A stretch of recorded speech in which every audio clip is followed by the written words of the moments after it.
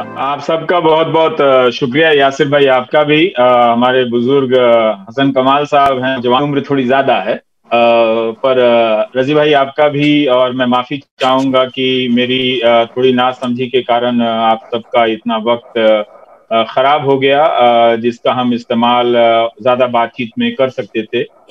लेकिन सीधा मैं विषय पर आना चाहूंगा। जाहिर सी बात है कि जो भी डेमोक्रेसी है दुनिया की, उसके बने रहने के कुछ आधार हैं, जिसमें एक बड़ा आधार है ट्रस्ट। और उस ट्रस्ट के जो जिन चीजों के आधार पर जो विश्वास हम कायम करते हैं, वो उसमें से एक सबसे महत्वपूर्ण चीज है सूचना, इंफॉर्मेशन। और जितनी ज्यादा सूचनाएं आपस में पवित्र होंगी या सही होंगी, या उनकी साख बहुत ज्यादा होगी, क्रेडिबिलिटी ज्यादा होगी, लोकतंत्र में विश्वास का माहौल ज्यादा होगा। बेशक ये बात सही है कि अब बहुत सारे प्लेटफॉर्म हैं, सोशल मीडिया के नए नए इदारे आ गए हैं, लेकिन ये सब एक भ्रम पैदा करते हैं। अगर आप देखें तो क्या सूचनाओं का वाकई में डेमोक्रेटाइजेशन हुआ है? इस नजर से आप देखें तो पता चलेगा कि प्लेटफॉर्म का, इंफॉर्मेशन के डिसमिनेशन का जरूर डेमोक्रेटाइजेशन हुआ है। वो इस नहीं है, ऐसे नहीं है, या सिर्फ अखबार नहीं है, बल्कि ऊपर में वो ज्यादा सेंट्रलाइज्ड है। अब हमें दो तीन चीजें देखनी चाहिए कि क्या सूचनाएं पहुंच रही हैं, क्या सूचनाएं सभी तक पहुंच रही हैं या ज्यादा से ज्यादा लोगों तक पहुंच रही हैं। जो सूचनाएं नहीं पहुंच रही हैं वो क्या है, वो ज्यादा बड़ी चीज है। ये गैप है, हमारा बेशक हार्ड डेटा नहीं है, एनेक्डोटल एग्जांपल्स ज्यादा हैं। आजकल आप जरूर मालूमात कर सकते हैं कि यूट्यूब के जरिए कितने व्यूज हैं और कितनी बार ये व्यूज देखे गए हैं।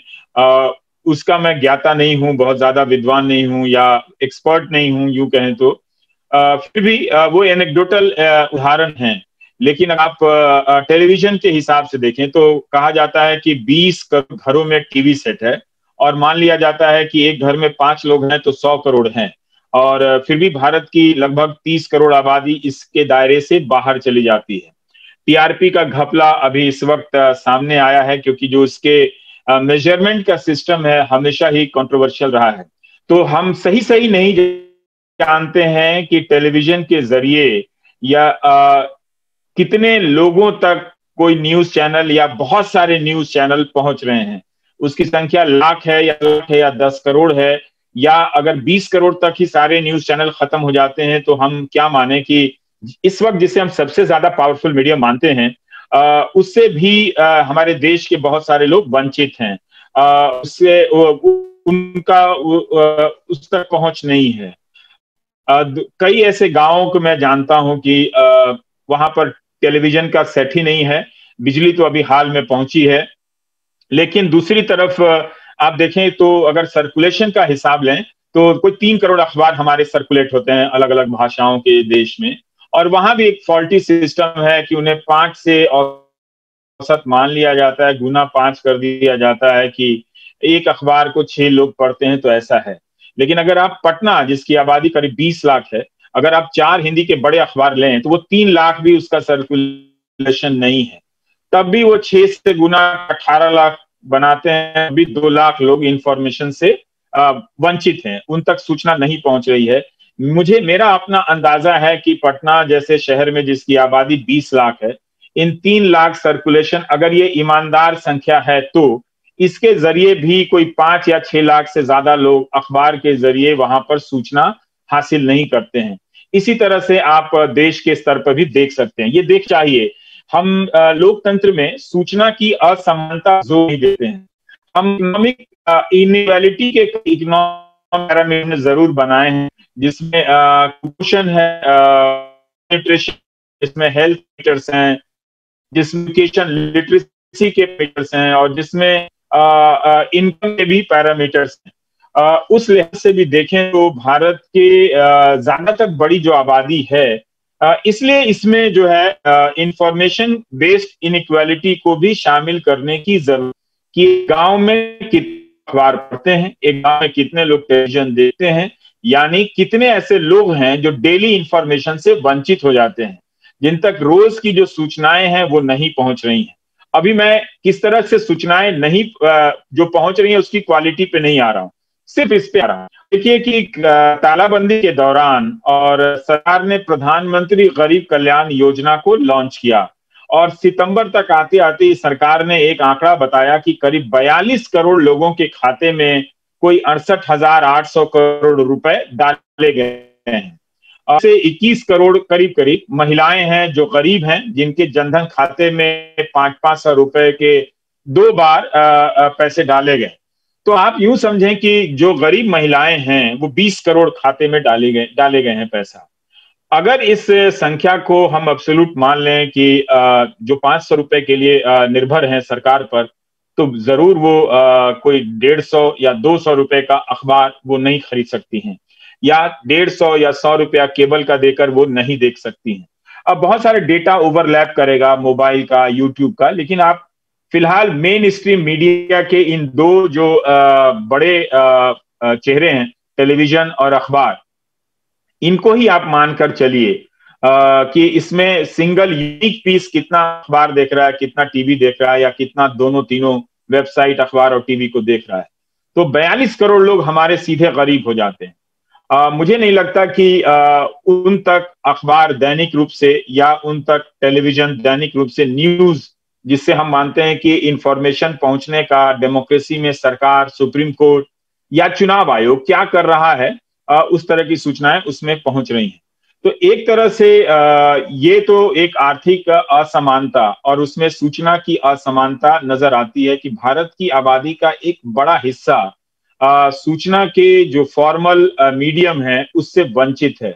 शायद इसका जवाब इसमें मिलता है कि ये हो सकता है कि ये वजह है कि व्हाट्सएप यूनिवर्सिटी क्यों इतनी लोकप्रिय हो गई, क्योंकि पहली बार मीम के जरिए सूचनाएं उन तक पहुंची, इतिहास की सूचनाएं पहुंची। वो भले ही गलत थी, लेकिन पहली बार वो इतिहास से कनेक्ट हो रहे थे और उन सूचनाओं को उन्होंने हाथों हाथ ले लिया।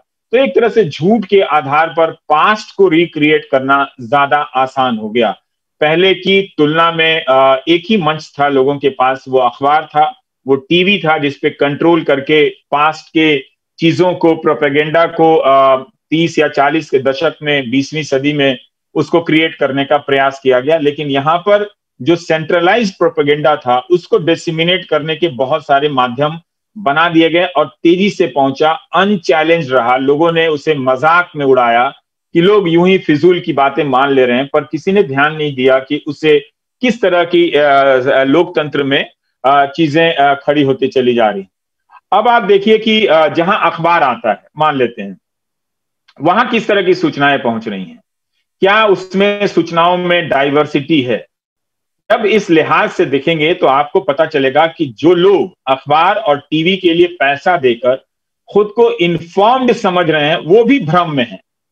उन तक भी सूचनाएं जो हैं वो पवित्र या क्रेडिबल तरीके से नहीं पहुंच रही हैं।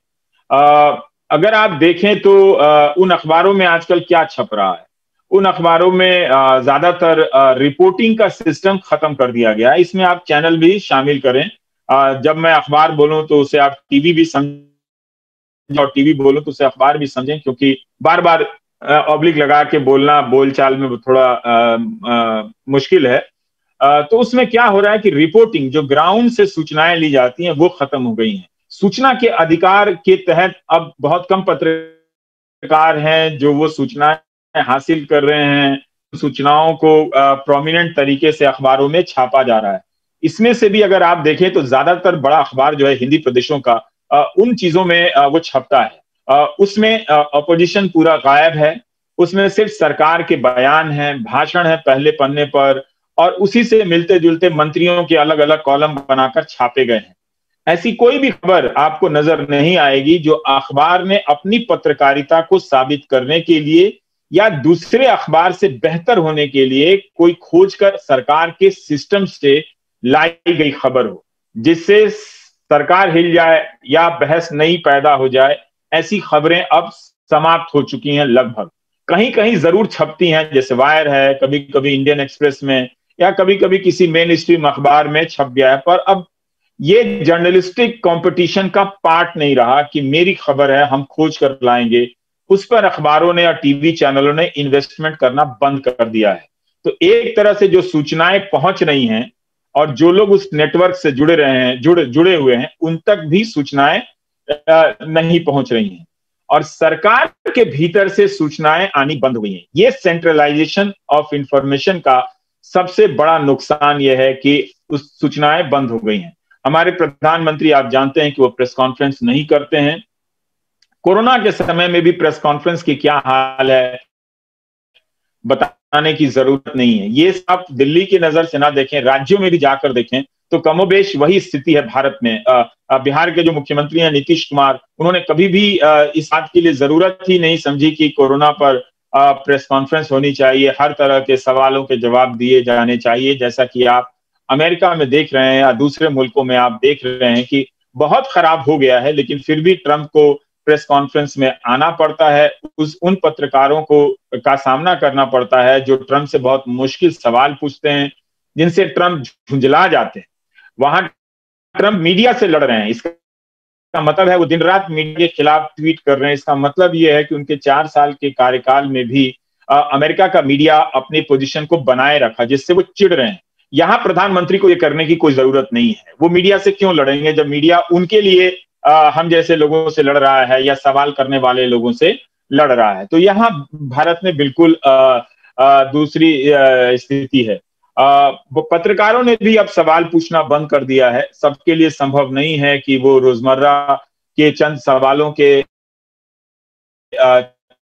चलते वो अपनी गवाएं जिंदगी के ज्यादा। प्रेस कॉन्फ्रेंस में भी वो बहुत मामूली सवाल पूछ कर आते हैं जिनसे कोई बहुत तकलीफ ना हो और न्यूज रूम तक शिकायतें ना पहुंचे कि ये बहुत ज्यादा सवाल पूछता है। तो पहले बहुत, अगर आप 4 साल 5 साल पहले का प्रेस कॉन्फ्रेंस की याद दिलाऊं 2014 से पहले, तो मार हो जाती थी। प्रिंट के लोग एक से एक मुश्किल सवाल पूछते थे, टेलीविजन वाले पूछते थे, तो उससे लाइव प्रेस कॉन्फ्रेंस में भी बहुत सारी चीजें पहुंच जाती थी कि ये पूछा गया और ये उन्होंने जवाब दिया या नहीं दिया। ये पूरी संस्कृति खत्म हो गई है। तो खोज कर लाने की खबरों की जो संस्कृति थी, जो जर्नलिस्टिक कल्चर का बड़ा हिस्सा है, वो खत्म हो गई है, बहुत लिमिटेड हो गई है और उनकी रीच बहुत कम है। जहां भी जिन भी प्लेटफॉर्म पर है वहां भी डाइवर्सिटी खत्म हो गई। वो बहुत एक लिमिटेड ज्योग्राफिकल जोन में काम कर रहे हैं। जैसे वायर है, स्क्रोल है, बहुत लिमिटेड बजट है उनका। जैसे कैरावन है और न्यूज क्लिक है, इन सब बहुत मामूली बजट में ये लोग काम कर रहे हैं। तो इनका एक ज्योग्राफिकल जो डिस्टेंस है तय करने का खबरों के लिए, वो भी लिमिट हो जाता है। दूसरा, इनके पास जो भी बजट है कई तरह के मुकदमों में लड़ने में चला जाता है। तो एक तरह से आपने देखा अभी तक जो मैं कह रहा था। और एक दूसरा प्रोसेस ये हुआ कि न्यूज रूम रेडिकलाइज्ड हो गया है, कम्युनल हो गया है। अब वो सिर्फ दबाव में काम नहीं कर रहे हैं, वो अपनी विचारधारा की स्वाभाविकता में वो बहुत नेचुरलाइज हो गए हैं इन सारी चीजों से और उसको कवर करने लगे हैं। उन्हें एक जरा भी देर नहीं लगती है इन बातों को चेक करने के लिए। जब वो सरकार की तरफ से या सरकार को सूट करने वाले या राजनीति को सूट करने वाले प्रोपेगेंडा को फैलाते हैं, उन मामलों में भी वो चेक नहीं करते हैं कि इससे तो किसी सरकार को नुकसान नहीं होता है, लेकिन उसकी वफादारी में, विचारधारा की वफादारी में ऐसी खबरें फैलाई जाती हैं। जैसे आपको पता है कि मार्च के महीने में किस तरह से तबलीग जमात को लेकर खबरें फैलाई गई और उसका असर ये हुआ कि गरीब सब्जी वाले से भी अच्छे पढ़े लिखे लोग और जो नाई है जो बाल काटता है उसका भी मजहब देखकर अपनी सोसाइटी में बुलाने लगे कि आप बाल कटा सकते हैं, हमने एक अरेंज किया है और वो मुसलमान नहीं है, हिंदू है। अब वैसे हम सब किसी की भी दुकान में चले जाते हैं, जो अच्छा काटता है उसके यहाँ कोई भी बाल कटाता है। मुसलमान भी मुसलमान के यहाँ नहीं जाता है कि वो मुस्लिम नाई है तो बाल कटा लेंगे, वो वही जाता है कि जो उसके बाल को खूबसूरत तरीके से काट सके। लेकिन ये मार्च और अप्रैल के दौरान आप अंदाजा नहीं कर सकते कि हिंदुस्तान के न्यूज चैनलों ने क्या किया। बिल्कुल एक जेनोसाइड का माहौल बना दिया था कि जहां लोग, अगर वो कोरोना या तालाबंदी का दौर नहीं होता, उतनी सख्ती नहीं होती तो कुछ भी हो सकता था। इस तरह से जहर समाज में फैलाया गया कि लोग सड़क पे फल वाला रो रहा है। पूछा मैंने किसी से, तुम क्यों उदास खड़े हो? तो बोला आप जहां से खरीद रहे हैं वो कुछ और मामला है, मेरे पास तो कोई नहीं आता, जो आता है वो ये बता देता है। तो दोनों को समझा कर आया, भगवान जाने दोनों ने कितना समझा। लेकिन ये एक चीज हुआ है। तो वो एक रेडिकलाइज न्यूज रूम है। तीसरी चीज है कि डेमोक्रेसी का एक बड़ा फेस्टिवल है चुनाव। अब चुनाव होता है, अब आप किसी भी ऐसे उम्मीदवार से जानते हो, आप उनसे पूछ लें, या सत्ता पक्ष के हों या विरोधी पक्ष के हों, लेकिन इस वक्त में सत्ता पक्ष के लोगों को ज्यादा एडवांटेज मिल रहा है। और ये अगर आप देखेंगे तो जब चुनाव आता है, अगर आप किसी भी पार्टी से उम्मीदवार हैं, सीधा ब्यूरो चीफ आपसे पूछता है कि बताइए पैकेज लेंगे या नहीं लेंगे। पैकेज मतलब आप ब्लैक मनी में 6 से 7 लाख रुपया देंगे तो ही आपके चुनावी सभाओं का कवरेज होगा।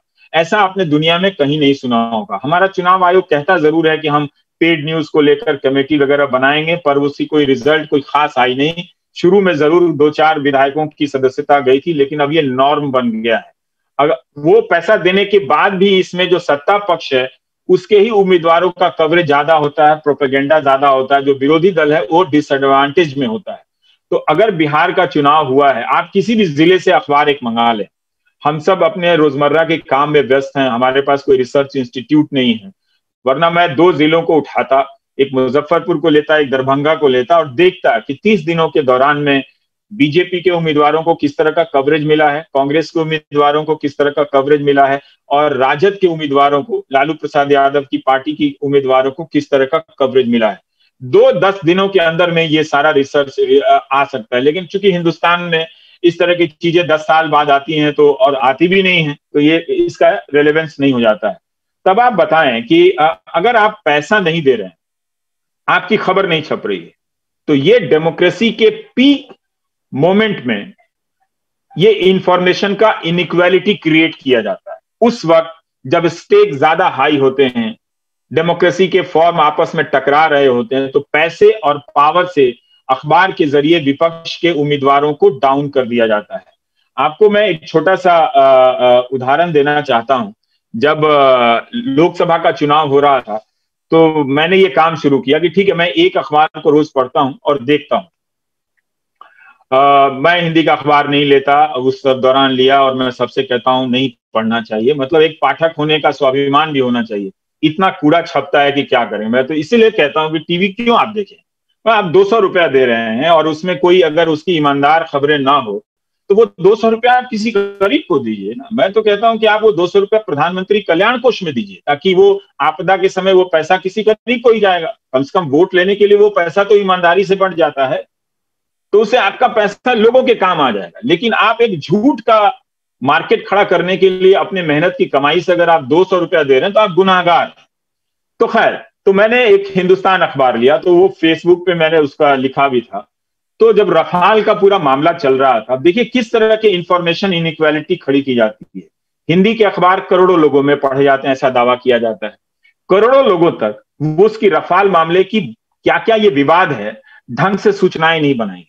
अगर आपको खराब लिखा हुआ मैं आर्टिकल आपको 10 पन्ने का दे दूं, आप तुरंत समझ जाएंगे कि ये क्या जिब्रिश जैसा कुछ लिखकर भेजा है, इसमें कुछ भी स्पष्टता नहीं है। ठीक इसी तरह से डिजाइन तरीके से उन खबरों को जब ये छपी है रफाल के मामले में, तो उनको खराब तरीके से लिख के निपटा दिया गया कि जैसे हमारे अखबार में रफाल का कुछ छपा है, क्योंकि टीवी पे आप रफाल का को लेकर प्रेस कॉन्फ्रेंस देख रहे हैं। तो उसमें क्या था कि पहले पेज पे रफाल की खबर दी गई, और उसकी स्पेसिंग ऐसे थी कि देख के लगा कि हाँ, हिंदी के अखबार भी रफाल को कवर कर रहे हैं।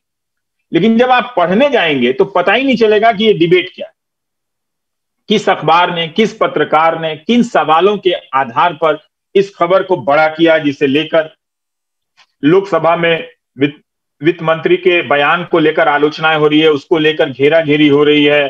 अखबार अपने स्टैंड पर कायम है, इस तरह का कुछ नहीं। तो 2 बयान दे देता है और वो लिखता है कि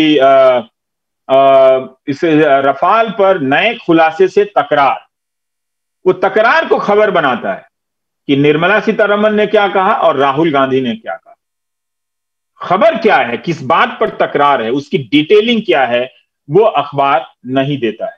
बहुत मामला क्या है, मतलब उसमें एक लाइन था कि एक मीडिया रिपोर्ट में दावा किया गया है कि राफेल सौदे पर प्रधानमंत्री कार्यालय ने हस्तक्षेप किया है। 2 बयान फिर 2 खंडन लगाकर निपटा दिया गया, जिससे लगा कि ये रफाल है। बाकी अखबारों में भी इसी तरह से, तो जनता को सूचना नहीं दी गई रफाल के बारे में। उसका क्या हुआ, कोर्ट में क्या हुआ नहीं हुआ, वो एक अलग मामला है। लेकिन इसी तरह से उस अखबार में मैं देखता था कि कई पन्ने पर जो चुनावी महासंग्राम के जो पन्ने बनाए जाते हैं स्पेशल, उसमें मैं देखता था कि 70-80% एक एक पार्टी के हैं और बाकी को छोटे मोटे तरीके से निपटा दिया गया। एक पार्टी के 5 मंत्रियों की सभा है, उन सब को इस तरह से कवरेज किया जा रहा है जैसे प्रधानमंत्री हैं। विपक्ष की तरफ से राहुल गांधी कैंपेन कर रहे हैं, उनको इस तरह से किया जा रहा है कि वो अपनी पार्टी के जैसे प्रवक्ता भी नहीं। तो इस तरह से चुनाव के दौरान, बड़े चुनाव के दौरान, विधानसभा चुनाव के दौरान एक असमानता की जा रही है। तो लोकतंत्र कैसे रहेगा? अगर आपको देखना है हिंदुस्तान का लोकतंत्र और उसकी सूरत क्या है इस वक्त, तो इसको अखबार देख लीजिए, आपको समझ में आ जाएगा। पता चल जाएगा कि जिस सूरत के लिए हम सब ने, हमारे पूर्वजों ने इतनी कुर्बानियां दी, उसकी अभी क्या हालत है। अखबारों को देखकर ही आपको पता चल जाएगा। और अभी मैं कोर्ट वगैरह की बात नहीं कर रहा हूं।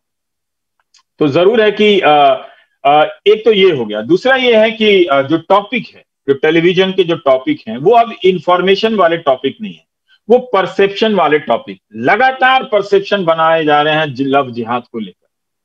वो कभी भी अपने दर्शकों को नहीं बताते कि इसी एनआईए ने केरल में, एक तो सुप्रीम कोर्ट ने एनआईए को कहा जिसका काम है आतंक से जुड़े मामलों की तफ्तीश करना, कि आप लव जिहाद को चेक करें, और वो एनआईए आके कोर्ट में कह रही है कि नहीं नहीं ऐसा कोई मामला नहीं है केरल। लोकसभा में गृह राज्य मंत्री, लेकिन इसके बाद भी लव जिहाद किया जा रहा है।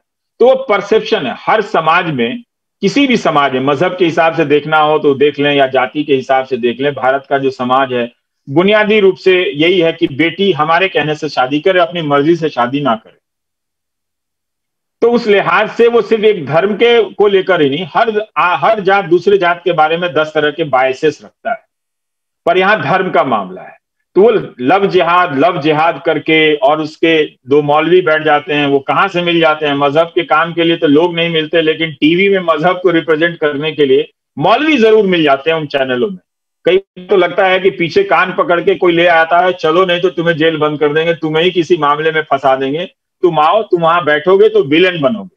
लोगों को गुस्सा आएगा कि एक समाज का लोग ऐसे कैसे बात कर रहा है। ऐसा नहीं है कि उस समाज में वाहिद लोग नहीं है, पढ़े लिखे लोग नहीं है जो लीगली इस बात को नहीं कर सकते, पर उसके लीगल आर्गुमेंट में वो नहीं जाएगा। वो इस तरह से जाएगा कि उसको कम्युनलाइज करना है। अब मैं 1 साल पहले छठ पे घर गया था, अपनी बात मैं समेट रहा हूं ताकि बाकी लोगों को भी मौका मिले। तो मैं छठ में गया था, तो मैं छठ के जो रीति रिवाज है वो मैं कर रहा था, उसकी तस्वीरें थी, वायरल हो गई। अभी आपसे जब मैं कनेक्ट करने की कोशिश कर रहा था, तो वो कह रहे हैं कि आप अगर मेवात में आप मना सकते हैं छठ, वो मनाने देंगे। तो इस तरह के व्हाट्सएप यूनिवर्सिटी में चल रहे हैं। आप तो मना लिए, तो आप तो समझ लीजिए जब उनकी आबादी बढ़ जाएगी तो आप छठ भी नहीं मना पाओगे। पुरानी दिल्ली का उदाहरण है, इस दिल्ली शहर में वो एक मिश्रित आबादी है।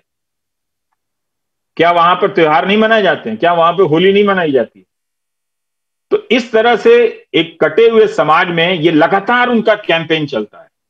लगातार एक कोई अपराधी मुसलमान हो, पूरे मुस्लिम कौम को उसमें जोड़ेंगे ये। और उसके बाद इसका काउंटर क्या करेंगे कि जब धर्म के नाम पर पूरा हुजूम बनाकर चलेंगे तो कहेंगे जब हम करते हैं तो आप हमें कहते हैं कि हिंदू लोग कर रहे हैं।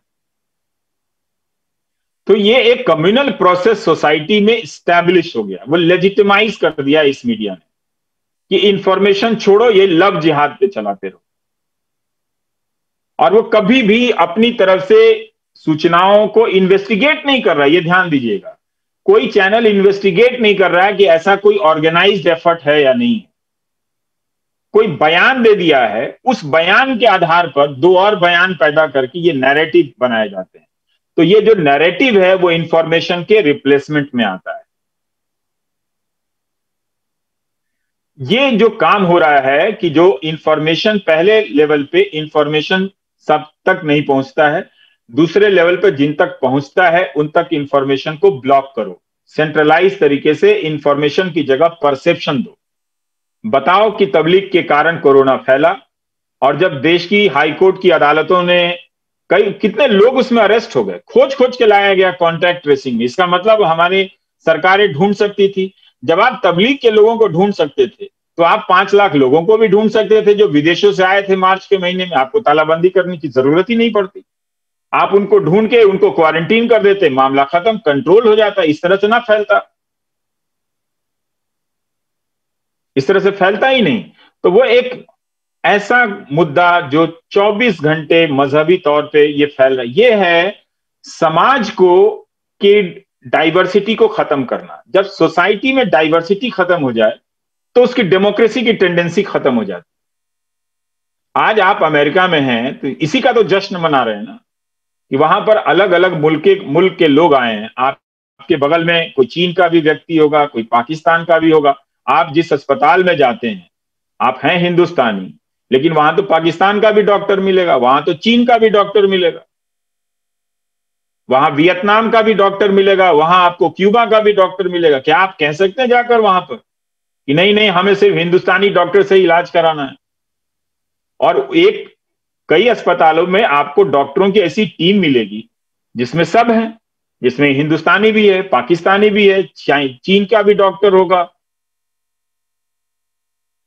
और कनाडा का भी होगा या मैक्सिको का भी डॉक्टर होगा। तो वहां जरूर आपके यहां भी अमेरिका में खराबियां आई हैं, लेकिन संस्थाएं बहुत मजबूत हैं। यहां पर वो चीजें खत्म हो गई हैं। तो हमारा जो डेमोक्रेसी में एक इंफॉर्मेशन नहीं है, इंफॉर्मेशन इनइक्वालिटी है। और इतना रहते हुए अगर डाइवर्सिटी खत्म कर दें, हम टॉलरेंस खत्म कर दें, मुझे नहीं लगता कि लोकतंत्र इसके बाद रह पाया। ये इसलिए खत्म किया जा रहा है ताकि जनता मंजूर कर ले। ये टेक ओवर जो है पब्लिक की तरफ से हो जाए कि ठीक है हम आपको टेक ओवर की इजाजत देते हैं और आपको पहले की तुलना में टैंक पर बैठ के किसी राजमहल में घुसने की जरूरत नहीं है। वो अब नहीं होगा, उसकी जरूरत नहीं है। चुनाव होंगे, लेकिन आपको पता नहीं चलेगा कि चुनाव से 1 महीना पहले बॉम्बे से कितने लोगों ने करोड़ों रुपए के बॉन्ड खरीद लिए। वो पैसा किसके पास गया? उसमें से ज्यादातर पैसा एक पार्टी के पास गया हो तो चुनाव आयोग के पास इस इनइक्वालिटी को देखने का कुछ भी नहीं। इस तरह की सूचनाओं का चुनाव के दौरान कोई बहस नहीं होती है। तो हेल्दी लोकतंत्र नहीं है। किसी के जीतने हारने की बात नहीं है। हो सकता है कि कोई जीते, बहुत अच्छा काम किया हो, जीत सकता है कोई भी। लेकिन अगर आप मीडिया की नजर से देखिए तो मुझे लोकतंत्र नजर नहीं आता है।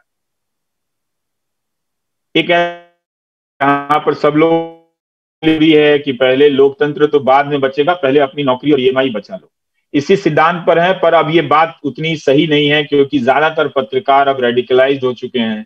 वो विचारधारा को के प्रोपेगेंडा को फैलाने में लगे हुए हैं, उन्हें जरा भी शर्म नहीं आती। एक न्यूज चैनल ने लव जिहाद के नाम पर, यही वो न्यूज चैनल है जो कैराना को लेकर कश्मीर बन जाएगा कैराना, क्या हो गया? अगर वो आपके लिए इतना सीरियस मामला था तो आप 2 ही साल में बंद होके चले आए। फिर क्या हुआ? वहां जिनके घरों में ताले लगे हुए थे लौटे कि नहीं लाए, जाके देखिए। तो एक खास समय में इनको एक प्रोपेगेंडा फैलाना पड़ता है। तो कुल मिला के स्थिति ये है कि आपको लगता है कि इंफॉर्मेशन है, पर ये इंफॉर्मेशन लेस स्टेज है। और मीडियम जरूर हैं, फॉर्म जरूर हैं इंफॉर्मेशन के, मगर उसमें इंफॉर्मेशन नहीं है।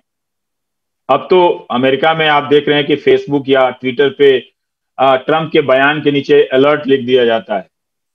हमारे प्रधानमंत्री थोड़ा ट्वीट करने में सतर्क रहते हैं, लेकिन बहुत सारे आईटी सेल हैं, बहुत सारे फैन पेज हैं जो उनकी मदद के लिए बनाए गए हैं।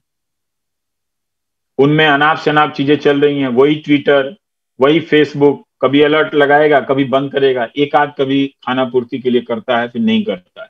तो एक गजब किस्म का, भयावह किस्म का असंतुलन बन गया है हमारी डेमोक्रेसी में।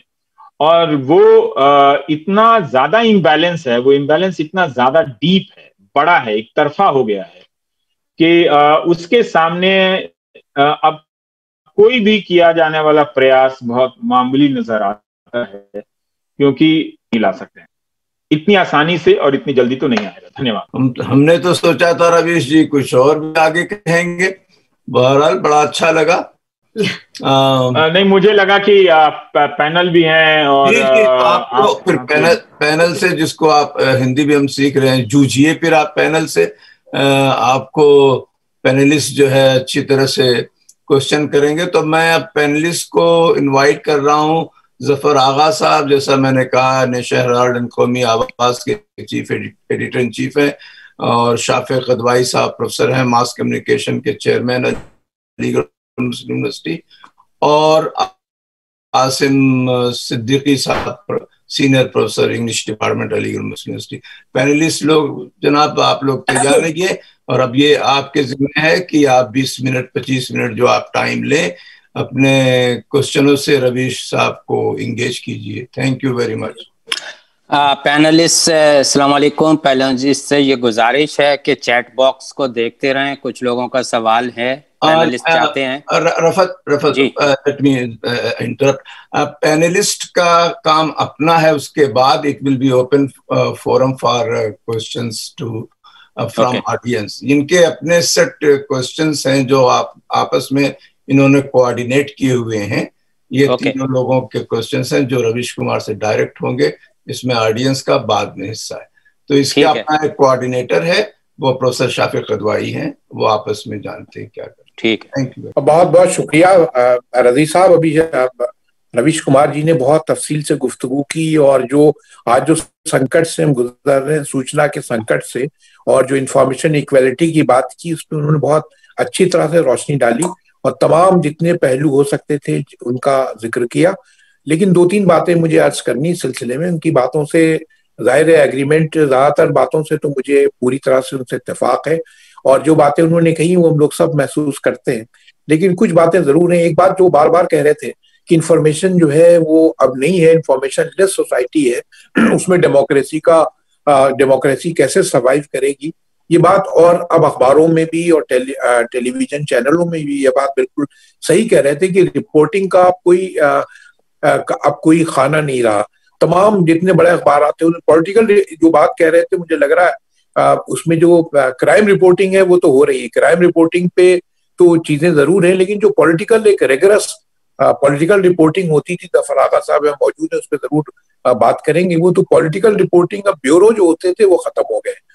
अब खबर कैसे बनती है उसके बाद उसी पे सारे डिस्कशन होते हैं। तो एक नया ट्रेंड आया कि कोई बयान नहीं हुआ, कोई प्रेस कॉन्फ्रेंस नहीं हुई, उसकी जगह ट्विटर ने ले ली। तो ट्विटर से बातचीत हमारे सामने आती है। एक नया तरह का नया फिनोमेना है कि ये न्यूज का जो एक नया पैटर्न आया हमारे सामने। तो इंफॉर्मेशन या डिजिटल टेक्नोलॉजी के जरिए हमने समाचारों को देखना शुरू किया। इसमें जो दूसरा सवाल जिन्होंने अभी कर रहे थे, रेडिकलिज्म की बात कर रहे थे कि एक परसेप्शन बना रहे थे। तो ये देखिए, परसेप्शन बनाना भी हमें I hold no brief for Indian media जो कर रहा है उसकी जाहिर कोई तारीफ नहीं करेगा। लेकिन एक अखबार का या टेलीविजन चैनल का एक काम ये भी है, एजेंडा सेटिंग, जिसको हम लोग अध्यापक ये पढ़ाते थे कि एक मीडिया का भी एक रोल होता है जो एजेंडा सेट करता है। तो एजेंडा सेटिंग रोल जो मीडिया का है, उसमें मुझे लगता है जो और अहम बात है, जो इन्होंने पॉलिटिकल बातें की वो बिल्कुल अपनी जगह, और पॉलिटिकल तंत्र है जिसका उन्होंने जिक्र किया है, ब्यूरोक्रेसी है या गवर्नमेंट है, वो कैसे इन चीजों को दबा रही है, ये बिल्कुल अपनी जगह। लेकिन मुझे लग रहा है एक बहुत इंपॉर्टेंट एस्पेक्ट है जिसकी तरफ अभी रवि जी से मैं बात करना चाहता हूँ, वो एक कमर्शियलाइजेशन है। देखिए, ऐसा नहीं है, जो इन्फॉर्मेशन की जो बातें उन्होंने की बिल्कुल सही है, लेकिन जो कमर्शियल जो आपके कमर्शियल कंसिडरेशन से वो कहाँ तक पहुंच गए हैं। जैसे मैं मिसालें देता हूँ, आपको लगता है कि आपके जो पब्लिक है उसके सपोर्ट में कोई प्रोग्राम है, उसके हेल्थ के कॉन्शियस होकर हेल्थ के बारे में जब दिवाली आती है या होली आती है, इस तरह के जो त्योहार होते हैं, तब आप देखते हैं डिस्कशन होता है कि मिठाइयों में मिलावट हो रही है।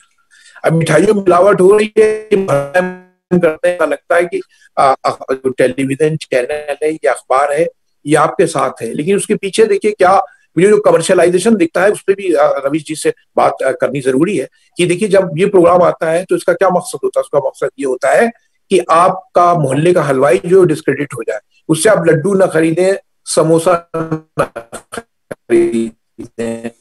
फिर उसका अल्टरनेट क्या है, अब इंडिया में वो बिकेगा जो अमिताभ बच्चन बेचेंगे, कुछ मीठा हो जाए, कैडबरी हो रही है, कैडबरी हो जाए, या समोसे की जगह लहर कुरकुरे जिसका ऐड जूही चावला करती। तो ये जो आपको लगता है कि आपके हेल्थ के या आपके सपोर्ट के प्रोग्राम है, उसके पीछे भी जो आप समुश्रा की बात कर रहे थे बिल्कुल सही है, लेकिन ये जो कमर्शियल एक कंसिडरेशन है ये भी मीडिया का एक बहुत बड़ा रोल है। जो पॉलिटिकल आपने बातें की, पॉलिटिकल बात की, वो बिल्कुल अपनी जगह सही है कि रेडिकल लोग हैं और सब बिल्कुल एक खास तरह से चीजों को देख रहे हैं। They know longer ask question. अब अखबार के टेलीविजन चैनल के लोग अब सवाल नहीं करते हैं, अब वो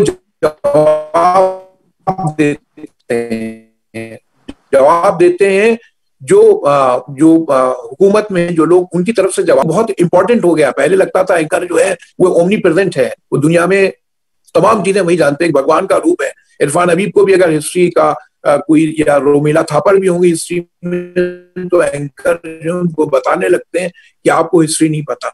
तो ये जो एक वर्चस्व हुआ एंकर का, ये भी बहुत अहम बात है। और कमर्शलाइजेशन भी मुझे लगता है कि एक बहुत इंपॉर्टेंट एस्पेक्ट है। और ट्विटर के जरिए हमारे सामने खबरें आ रही हैं जिसको अब हम लोग जिक्र करते हैं कि पोस्ट ट्रूथ पीरियड है। सच क्या है?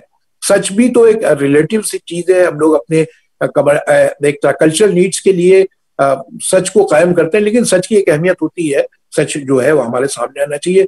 तो मुझे लगता है कि रवीश जी अभी, और जाहिर है प्रोफेसर आसिम सिद्दीकी साहब हैं, उनके अपने सवालात होंगे हमारे सामने। हमारे साथ बहुत अहम जर्नलिस्ट हैं जो उर्दू और अंग्रेजी दोनों में इंडिया टुडे में भी पहले थे, और बहुत मशहूर पत्रकार हमारे साथ मौजूद हैं, जफर आका साहब, तो वो भी सवाल करेंगे। तो मुझे लगता है कि ये मेरा कुछ ऑब्जर्वेशन था उनके, और कुछ सवालात भी थे जो रवीश कुमार जी मुझे लगता है कि इस पर रिएक्ट करें। रवीश जी की बातचीत जो थी बहुत ज़ाहिर है, हम लोग ये टेलीविजन पे भी उनको सुनते हैं, और उन्होंने बहुत कम वक्त में सारी चीज़ों को बहुत साफ तरीके से, बहुत क्लैरिटी के साथ में बयान किया।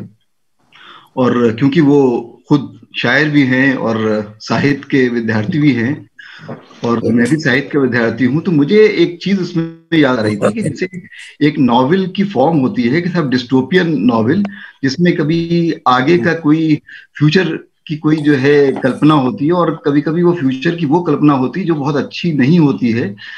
और यहाँ पर दो नॉवेल जो है वो बहुत पहले लिखी गई थी। एक नॉवेल इसका बहुत ज्यादा चर्चा रहा है, जो ऑरवेल की नॉवेल थी 1984, और ये 1949 में आई थी। और एक और नॉवेल थी जो उससे पहले आई थी, हक्सले की नॉवेल ब्रेव न्यू वर्ल्ड। और अगर उन दोनों नॉवेल को देखें, इसमें जो खासतौर से भविष्य की जो कल्पना की गई है, बड़े भयावह से भविष्य है, और दोनों का परसेप्शन भी काफी अलग अलग सा है। लेकिन अगर हम उसको देखें कि साहब, वो ऑरवेल साहब ये कहते हैं कि साहब एक ऐसा दौर आएगा जहां पर किताबों को बैन कर दिया जाएगा। लेकिन हक्सले का व्यू ये है कि भाई एक ऐसा दौर आएगा जहां लोग किताबें पढ़ेंगे ही नहीं। जब किताबें ही नहीं पढ़ेंगे तो बैन करने या नहीं करने से कोई बहुत फर्क नहीं पड़ेगा, बल्कि जो बैन किताबें होंगी शायद वो ज्यादा पढ़ी जाएंगी। और उसी तरह से जो एक और व्यू था उसमें ऑरवेल का कि साहब जो है कि सच्चाई को छुपा दिया जाएगा। लेकिन हक्सले के कह रहे हैं सच्चाई को छुपा नहीं दिया जाएगा, बल्कि सच्चाई को ऐसी जगह पे डुबा दिया जाएगा कि उसमें और बहुत सी चीजें शामिल हो जाएंगी, बहुत ही इररेलेवेंट चीजें शामिल हो जाएंगी। तो जो चीजें बहुत सुपरफिशियल हैं, इररेलेवेंट हैं, बेकार की हैं, जैसी आजकल आपको नजर आती हैं, सच्चाई कहीं उसमें छुप के रह जाएगी। और एक और इंटरेस्टिंग सा व्यू था कि भाई एक कल्चर ऐसा डेवलप होगा अथॉरिटेरियनिज्म का, ये जो व्यू था ऑरवेल का, कि लोग उसमें अपने आप से एक जो है कैप्टिव से हो जाएंगे। दूसरी तरफ हक्सले का था कि कल्चर बहुत ही ज्यादा ट्रिविलाइज हो जाएगा, बहुत छोटी छोटी चीजें, बेकार की चीजें, लोग उसमें उलझे रहेंगे। तो ये अगर हम दोनों चीजें देखें तो कहीं ना कहीं दोनों का विजन एक तरह से सामने आ रहा है इसमें। और अभी रवीश जी ने जो बात की, मेरे ख्याल से वो ऑरवेल या हक्सले दोनों शायद इन चीजों की तरफ कहीं ना कहीं इशारा कर रहे थे।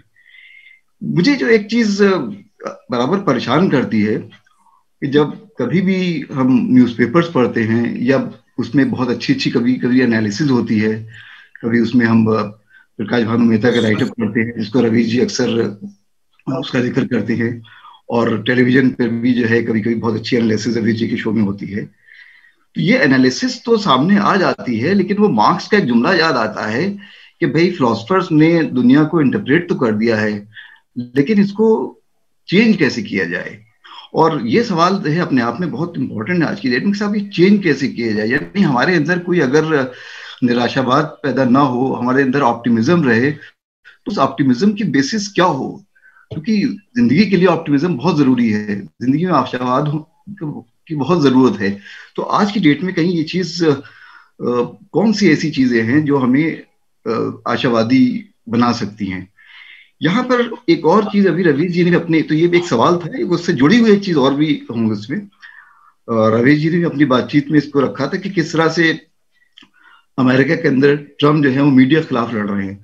हमारा भी आज की डेट में इंस्टिंक्ट ये होता है कि कहीं कोई न्यूज आती है तो हम सबसे पहले उस न्यूज को जो है या उस इशू को जो है हम फौरन चेक करते हैं कि अच्छा हाँ, न्यूयॉर्क टाइम्स ने इस बारे में क्या लिखा है, गार्डियन ने इसके बारे में क्या लिखा है, और फिर दूसरे अखबारों ने क्या लिखा है। तो उससे कहीं 3-4 चीजों को देखकर कुछ अपनी तरफ से कुछ अपना क्रिटिकल सेंस इस्तेमाल करते हुए जज करने की कोशिश करते हैं। तो मेरे ख्याल से शायद यूनिवर्सिटीज का एक बहुत बड़ा काम ये भी है आज की डेट में कि वो कम से कम एक क्रिटिकल सेंस डेवलप करें कि जो चीज आप पढ़ रहे हैं उसको आप कैसे पढ़ें। और लेकिन ये कहीं ना कहीं ये चीज उतनी आसान नहीं है। तो ये जो है कि जिस तरह से इंस्टीट्यूशंस अमेरिका के अंदर हैं, फंक्शन कर रहे हैं, चाहे वो प्रेस हो या दूसरे इंस्टीट्यूशंस हो, तो हिंदुस्तान में क्या रीजन था कि इतनी आसानी से सारे इंस्टीट्यूशंस क्रम्बल कर गए। हम बहुत ज्यादा इसके अंदर फख्र करते आए हैं अपनी डेमोक्रेसी पर, लेकिन अचानक इतने कम वक्त में इतनी आसानी से इतनी तेजी से ये इंस्टीट्यूशंस क्रम्बल कर जाते हैं। तो ये जो दो चीजें हैं मुझे वरी करती हैं कि चेंज कहाँ से आए। तो आसिम साहब, मेरे ख्याल से रवीश साहब को इसका जवाब देना चाहिए। मैं फिर आप लोगों से दरख्वास्त करूंगा, क्योंकि टाइम फिर भी कम रह जाता है, तो जो वही बात आप लोग ज्यादा अक्लमंद है, वही बात और प्रिसाइज करके बताएं ताकि उनको ज्यादा टाइम होगी, वो भी शार्ट हो, बहुत से ऑडियंस में होगा। जी, थैंक यू। अच्छा, जफर आगा साहब इज बैक। रजी भाई ठीक है, तो पहले अपना क्वेश्चन वो मेरे ख्याल से रिस्पांस दे दें रवीश साहब, ये जो भी हो। आई डू नॉट नो कि how it will work out. Panel खत्म कर लीजिए पहले आप। जी। तो रवीश साहब बात कर लें। Zafar Agha sahab, you are back. I am sorry, I am very sorry. जो रवीश के साथ हो रहा था वही मुझे भी मेरे साथ हुआ इन वक्त के ऊपर। नहीं, you are back. Thank you so much Ravish. बहुत दिनों बाद नमस्कार और मुबारकबाद। मैं जैसे कि मैं खुद नहीं आ पाया, आई am very sorry.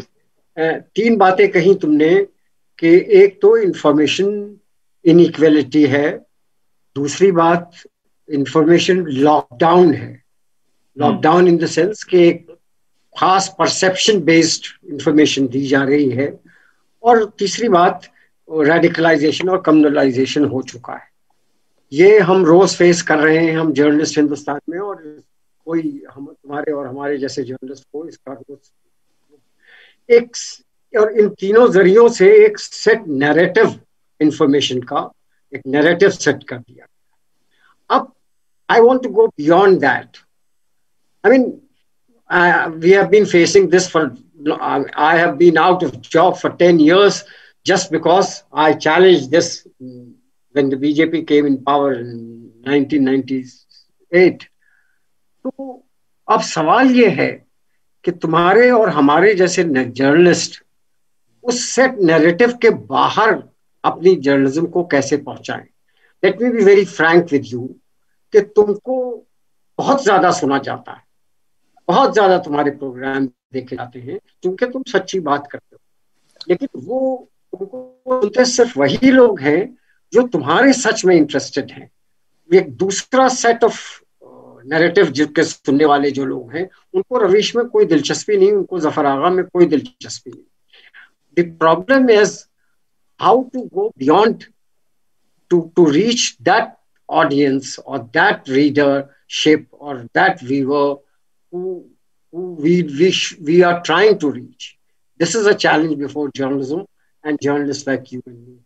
What to do about it? I'm really मैं इस मामले में बहुत होप, हम में से किसी को होप नहीं, लेकिन इसके लिए क्या किया जाए। अगर हम ऐसा नहीं कुछ कर पाते हैं तो फिर हम अपने काम में कामयाब नहीं होते नजर आ रहे। That is my worry as a journalist and I would like some कुछ इसका कोई जवाब है या कोई क्लू है इसका। इस वक्त का प्रोग्राम आप ले लीजिए। I'm sorry to इस वक्त का प्रोग्राम ले लीजिए। अगर तो मुझे यकीन है कि जो व्यूअरशिप है इस वक्त इस प्रोग्राम की, उसमें से 70 to 80% मुस्लिम्स होंगे चूंकि उनको ये रवीश का नैरेटिव अच्छा लगता है, हमको वही पढ़ेंगे इनको हमारा नैरेटिव अच्छा लगता है। ये how to reach beyond that. और वो कन्विंस्ड ऑडियंस है, वो कन्विंस्ड रीडरशिप है। वो जो डिवाइड क्रिएट किया गया मीडिया में हर जगह, उस डिवाइड में वो एक तरफ है, पहले से है। हम अगर उसी तक पहुंच रहे हैं, we are not succeeding in our mission as a journalist. What to do? Very good. Zafar sahab बहुत बहुत शुक्रिया। आपके ही सवाल से शुरू करना चाहता हूँ। एक तो ये बहुत बड़ी चुनौती है कि हम और आप कैसे ज्यादा से ज्यादा लोगों तक पहुंचे। ये एक काफी लंबे दौर तक मैं इस हताशा से गुजरा और बहुत तरह के कमर्शियल रीजन भी हैं इसके, जैसे केबल नेटवर्क वाले कई तरह के बिजनेस, लेजिटिमेट बिजनेस रीजन का हवाला देकर कई स्टेट से गायब कर दिए, तो उनका कंट्रोल नहीं है। कहीं गुजरात में कई महीनों से नहीं आ रहा है केबल पे, या मध्य प्रदेश में नहीं आ रहा है, या उत्तर प्रदेश के बड़े हिस्से में नहीं आ रहा है। तो जब मेरा प्रोग्राम पहुंचने नहीं दिया जा रहा है किसी प्लेटफॉर्म पे, और उसका वो हमेशा कहेंगे कि नहीं आप उतनी फीस नहीं दे पाए केबल का, इसलिए आपका फलाने केबल पे आपका प्रोग्राम नहीं आता। पर वो फीस क्यों नहीं दे पाए? क्योंकि जो विज्ञापन है वो सरकार भी नहीं देती है, और दबाव में बहुत सारे विज्ञापन नहीं भी मिलते हैं। तो जब आपकी हैसियत फीस देने की नहीं होगी तो वो एक लेजिटिमेट रीजन बन जाता है। जहां आप देते हैं वहां भी रात के 9 बजे कुछ सिग्नल खराब हो जाता है तो नहीं पहुंचता है। तो मैं बराबर से उनके बीच भी नहीं पहुंचता हूं जो मुझे नहीं सुनना चाहते हैं, और उनके बीच भी मैं नहीं पहुंचता हूं जो आपके हिसाब से सुनना चाहते हैं। तो मेरी स्थिति बहुत विचित्र है, रोज की ये हताशा है। मैं कोई हम और आप मिलकर 500 करोड़ लेकर डिस्ट्रीब्यूशन नेटवर्क अपना नहीं बना सकते हैं। बनाएंगे तो वो पैसा डूब जाएगा, क्योंकि उसके बाद भी वो पैसा रख लेंगे और अपने सियासी आका के कहने पर 9 बजे प्रोग्राम कुछ ना कुछ कारण बनता है बीच बीच में। लेकिन मैं इसको अब ओवरकम करता हूं। मैं ये सोचता हूं कि ठीक है, रामलीला मैदान में अगर 1 लाख लोगों को नरेंद्र मोदी प्रधानमंत्री अगर रैली में बुलाना चाहें तो दम फूल जाएगा उनका। करोड़ों रुपए खर्च करने पड़ेंगे, बहुत सारे कार्यकर्ता दिन रात लगेंगे, टीवी पे डिबेट पैदा होगा कि ये रैली इतनी खास है।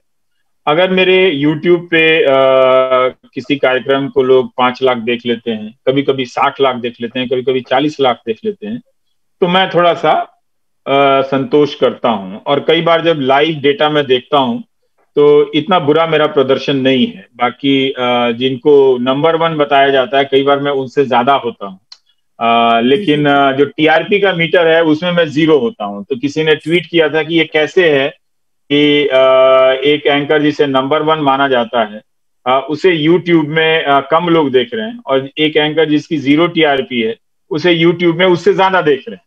तो ये एक कमियां तो रहेंगी, लेकिन ये बिल्कुल 100% गलत है कि मेरा प्रोग्राम 80% मुसलमान देखते हैं। दरअसल उन तक पहुंच ही नहीं पाता है, क्योंकि वो इंफॉर्मेशन इनइक्वालिटी के दायरे में वो भी आते हैं टेक्नोलॉजी के कारण से भी, और अपनी गरीबी है उसके जो दलित हैं, जो गरीबी का प्रोफाइल है उसका असर मुझ में भी होता है। जो ज्यादातर मुझे फीडबैक आते हैं वो एक तरह से आप कह सकते हैं कि वो नॉन मुस्लिम ज्यादा फीडबैक होता है उसमें। I am sorry to interrupt Ravish, मेरा ये मतलब, सॉरी टू इंटरप्ट यू, मेरा ये मतलब नहीं था कि मुसलमान देख रहा है। मेरा मतलब ये है कि जो आपका नैरेटिव होता है उस नैरेटिव से जो उस नैरेटिव के साथ है उमूमन वही देखता है। जाहिर सी बात है कि उसमें हिंदू मेजोरिटी ज्यादा है, वो देखेगा। मेरा मतलब मुसलमान से मुसलमान नहीं था।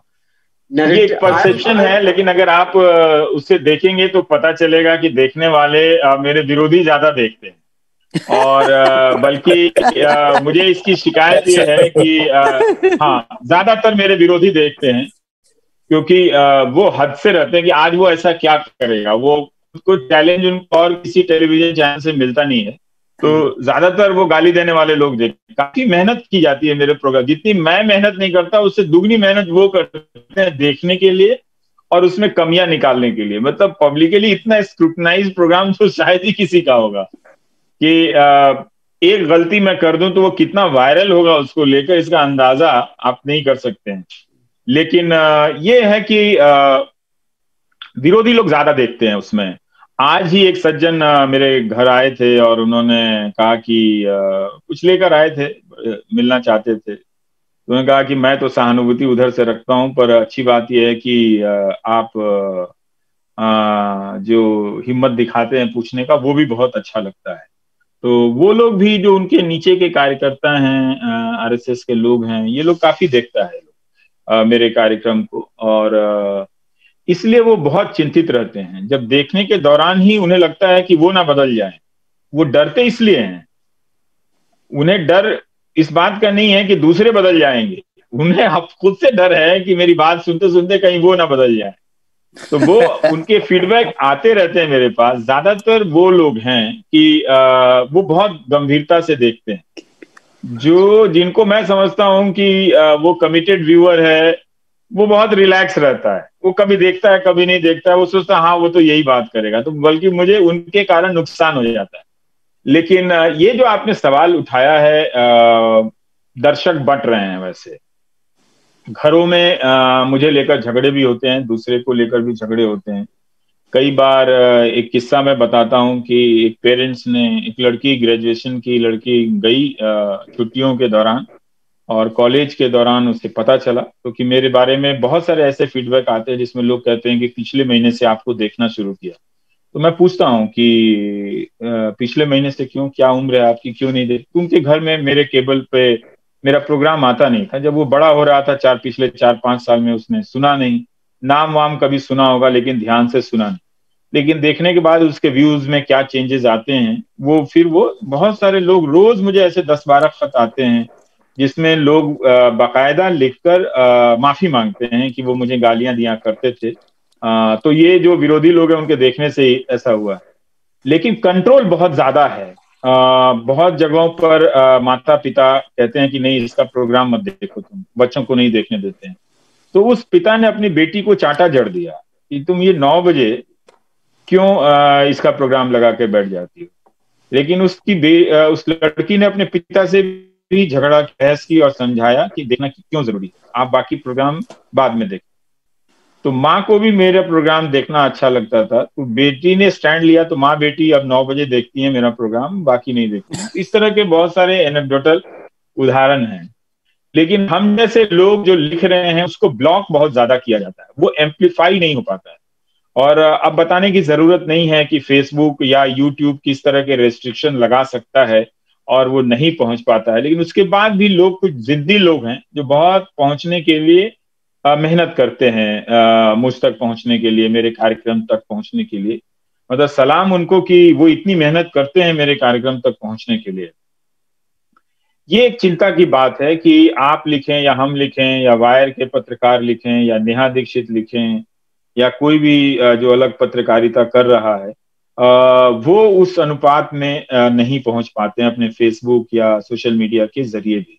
जरूर सुने समझे जाने लायक लोग उसको देख रहे हैं। दूसरी बात यह है, जो कमर्शियल इंटरेस्ट की बात है, वो तो है ही, वो तो हम कमर्शियल इंटरेस्ट दायरे में ही काम कर रहे हैं। लेकिन हर बिजनेस का अपना एक कॉमर्स होता है और उसकी एक क्रेडिबिलिटी होती है। आप मिठाई के बिजनेस में घटिया मिठाई बेच के ब्रांड नहीं बना सकते, आपको अच्छी मिठाई बनानी होती है।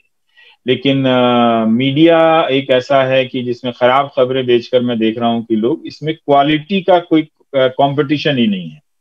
लेकिन हमें ये बात बहुत ध्यान से समझ लेनी चाहिए कि अब कमर्शियल इंटरेस्ट जो है वो पॉलिटिकल इंटरेस्ट में बदल गया है। वो पहले पॉलिटिकल इंटरेस्ट है, बाद में कमर्शियल इंटरेस्ट है। अगर उसने सिर्फ कमर्शियल इंटरेस्ट के नाम पर खबरें बेचनी शुरू की तो वो पॉलिटिकल इंटरेस्ट वाले उसे बर्बाद करते हैं। तो ये चीज कि कॉमर्स के कारण वहां चीजें खराब हुई हैं, नहीं। कॉमर्स के कारण पहले खराब हुई थी 2014 से पहले, जब भूत प्रेत दिखाया जा रहा था और उसमें एक तरह की डेमोक्रेसी थी कि इनको पत्रकारिता नहीं करनी थी। तो कोई भूत दिखा रहा था, कोई शमशान में चला गया है, कोई स्वर्ग की सीढ़ी पे चला गया है, अब डेमोक्रेसी खत्म हो गई है, कंटेंट का सेंट्रलाइजेशन हो गया कि अब आपको सिर्फ प्रोपेगेंडा करना है। तो ये एक चीज हमें साफ रखनी चाहिए। सैयद रिजवी साहब पूछ रहे हैं कि वी नीड 100 लाइक यू।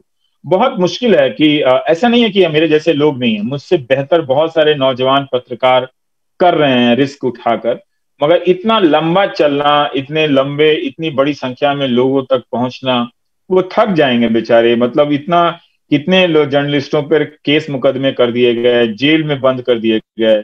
वो बहुत तरह के रिस्क ले रहे हैं, ऐसी बात नहीं है कि वो रिस्क नहीं ले रहे हैं।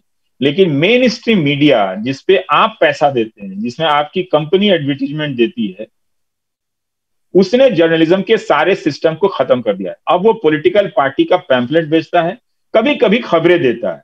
अब मैं डिस्टोपिया का कोई पिक्चर रिप्रेजेंट नहीं कर रहा हूं, जो मैं देख रहा हूं उसकी लाइव रिपोर्टिंग आपको बता रहा हूं। हाँ, ये सुनने में बहुत तकलीफ होती है, क्योंकि मुझे बताने में भी बहुत तकलीफ होती है, इतना ज्यादा है क्या, पर मुझे हर बार लगता है कि मैंने आपको कम बताया है। आप अंदाजा भी है, आपको ये कहने की जरूरत नहीं कि आपको अंदाजा नहीं होगा, लेकिन भयानक स्थिति इस वक्त एक है। और उस गोदी मीडिया को आप देखिए, पूरा आईटी सेल सपोर्ट करता है। अर्नब गोस्वामी के लिए अभी छपा है कि किस तरह से पूरे एक तरह से पेज बनाकर उसको पॉपुलराइज किया जाता है, तो वो लोगों तक ज्यादा पहुंचाया जाता है। इस तरह से पूरा गैंग वॉर जैसा मीडिया में एक तरह से चल रहा है। तो वो इतना आसान नहीं है कि उससे आप लड़ पाएंगे, या 100-200, ये बहुत इकोनॉमिक मामला भी है कि किसी को 100 रविश हवा में नहीं बन जाएंगे, किसी को न्यूज रूम बनाना पड़ेगा, उस न्यूज रूम में किसी एडिटर को खड़ा रहना पड़ेगा, उसमें जर्नलिस्टों को लगातार उसको बैक करना पड़ेगा लीगल, या फिर आजकल भीड़ पकड़कर मार देती है, इन सब खतरों से बचाते हुए। लेकिन तब भी 100 से ज्यादा पत्रकार हैं इस देश में जो पत्रकारिता अच्छी कर रहे हैं, ऐसी बात नहीं है कि कम है। लेकिन ये एक मुश्किल हो गया है। हम सब जैसे जफर साहब कह रहे हैं 10 साल से नौकरी नहीं मिली, जिन एंकरों की नौकरी गई उन्हें नहीं मिली नौकरी, और अब सबके पास वही आइडिया है, मेरे पास भी, कि अगर तुम्हारी चली जाएगी तो तुम यूट्यूब में चैनल खोल लेना। अब मुझे पता नहीं कि यूट्यूब में चैनल खोलने के लिए भी आप खोल सकते हैं, मैं आप 2 मिनट में आप में से कोई मेरे लिए बना देगा, या मैं बना लूंगा अपना आईडी डाल के। इंफॉर्मेशन कहां से लाएंगे? तो यूट्यूब में जितने भी चैनल हैं उसमें आप नई सूचनाएं बहुत कम है, न्यू इंफॉर्मेशन जिसको हम न्यूज बोलते हैं। आप किसी मिनिस्ट्री में आप घुस ही नहीं सकते हैं, तो जो इंफॉर्मेशन का एक्सेस है वो खत्म होता जा रहा है। तो यूट्यूब में जो भी पत्रकार हैं वो हैं इंडिपेंडेंट जर्नलिस्ट, लेकिन सूचनाएं उन तक क्या पहुंच रही हैं, वो भी उस परसेप्शन के बैटल में, कुछ परसेप्शनल चीजों को, नैरेटिव को लेकर ही ज्यादातर वो डिबेट कर रहे हैं। बहुत कम अपने खर्चे से इस लायक हो सके हैं कि ग्राउंड पर जा रहे हैं और वहां से रिपोर्ट कर रहे हैं। रिपोर्टिंग का मतलब होता है कि आप जाइए ना, सहरसा के एक अस्पताल में जाइए, वहां डॉक्टर नहीं है, वहां के पास मरीज जहां बाहर हैं, इनका इलाज नहीं। आप दिल्ली में जाइए, आप दिल्ली के अस्पतालों के बाहर से रिपोर्टिंग नहीं होती है। वो शुरू के दौर में हुई थी और सिर्फ दिल्ली में ही हुई थी, उसके बाद ये रिपोर्टिंग बंद है। तो जब समाज में इंफॉर्मेशन का फ्लो नहीं होगा तो उसका इंटरप्रिटेशन क्या होगा इंडिपेंडेंट, वो भी ड्राई हो जाएगा एक दिन, और हो चुका है वो। आज ही एक मशहूर पत्रकार ने लिखा कि अब उन्हें लिखने का मन नहीं करता, कितना बिगोट्री पे लिखेंगी, कितना वो फासिज्म पे लिखेंगी, क्योंकि सारी सूचनाएं इसी के आसपास नैरेटिव बच गई हैं उनके लिखने के लिए, नई सूचनाएं नहीं है। एक मिनिस्ट्री में क्या हो रहा है, कोई सरकार 6-6 महीने से प्रोफेसरों को पेंशन नहीं दे पा रही है। अब इस तरह की सूचनाएं नहीं है, जिन्हें पेंशन नहीं मिल रही है उनकी क्या हालत है, कोई सूचना नहीं। कोई चेकिंग नहीं है कि वाकई में जो 20 करोड़ महिलाओं को 500-500 रुपए मिले थे, वो कौन महिलाएं थी, किन घरों की महिलाएं थी। ग्राउंड पर ऐसी कोई रिपोर्ट आपको बहुत कम मिलेगी कि वो कंस्ट्रक्शन मजदूरों के बारे में कह दिया गया कि कई हजार कंस्ट्रक्शन मजदूरों के खाते में हजार रुपए डाल दिए गए। ग्राउंड पे मिले हैं या नहीं मिले हैं इसकी कोई रिपोर्टिंग नहीं मिलेगी आपको। तो इंफॉर्मेशन रेस्ट्रिक्ट हो गया है। तो जब सूचना नहीं होगी तो आपका इंडिपेंडेंस होके भी खत्म हो जाता है। आप इंडिपेंडेंट हैं, आप अकेले चलकर नई दिल्ली रेलवे स्टेशन जा सकते हैं, लेकिन रास्ते से हम सारे सिग्नेचर्स हटा दें तो क्या आप आसानी से पहुंच, जो साइन बोर्ड है वो तो इंफॉर्मेशन है ना कि अब आपको लेफ्ट जाना है, अब आपको राइट जाना है, अगर मैं वो हटा दूं तो क्या आप उतनी आसानी से इंडिपेंडेंट होते हुए भी नई दिल्ली रेलवे स्टेशन पहुंच पाएंगे? शायद नहीं पहुंच पाएंगे। तो इसलिए ये है कि वो कल्चर, मेरे बनने में 20 साल लगे हैं, 25 साल लगे हैं, 25 साल तक मैं जर्नलिज्म करता रहा हूं या कोई भी कर रहा है। तो इसलिए 100 बनाने के लिए मेन स्ट्रीम मीडिया को बहुत इन्वेस्टमेंट करना पड़ेगा जर्नलिस्ट में और इंफॉर्मेशन गैदर करने में। तो उन्होंने उस करेज को सरेंडर कर दिया है।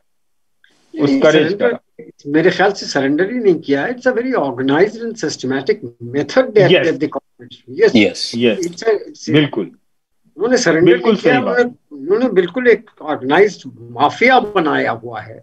हाँ, जो बिल्कुल, जो it's a mafia which works and which has, जो जिसको सुप्रीम कोर्ट तक प्रोटेक्ट करने को तैयार।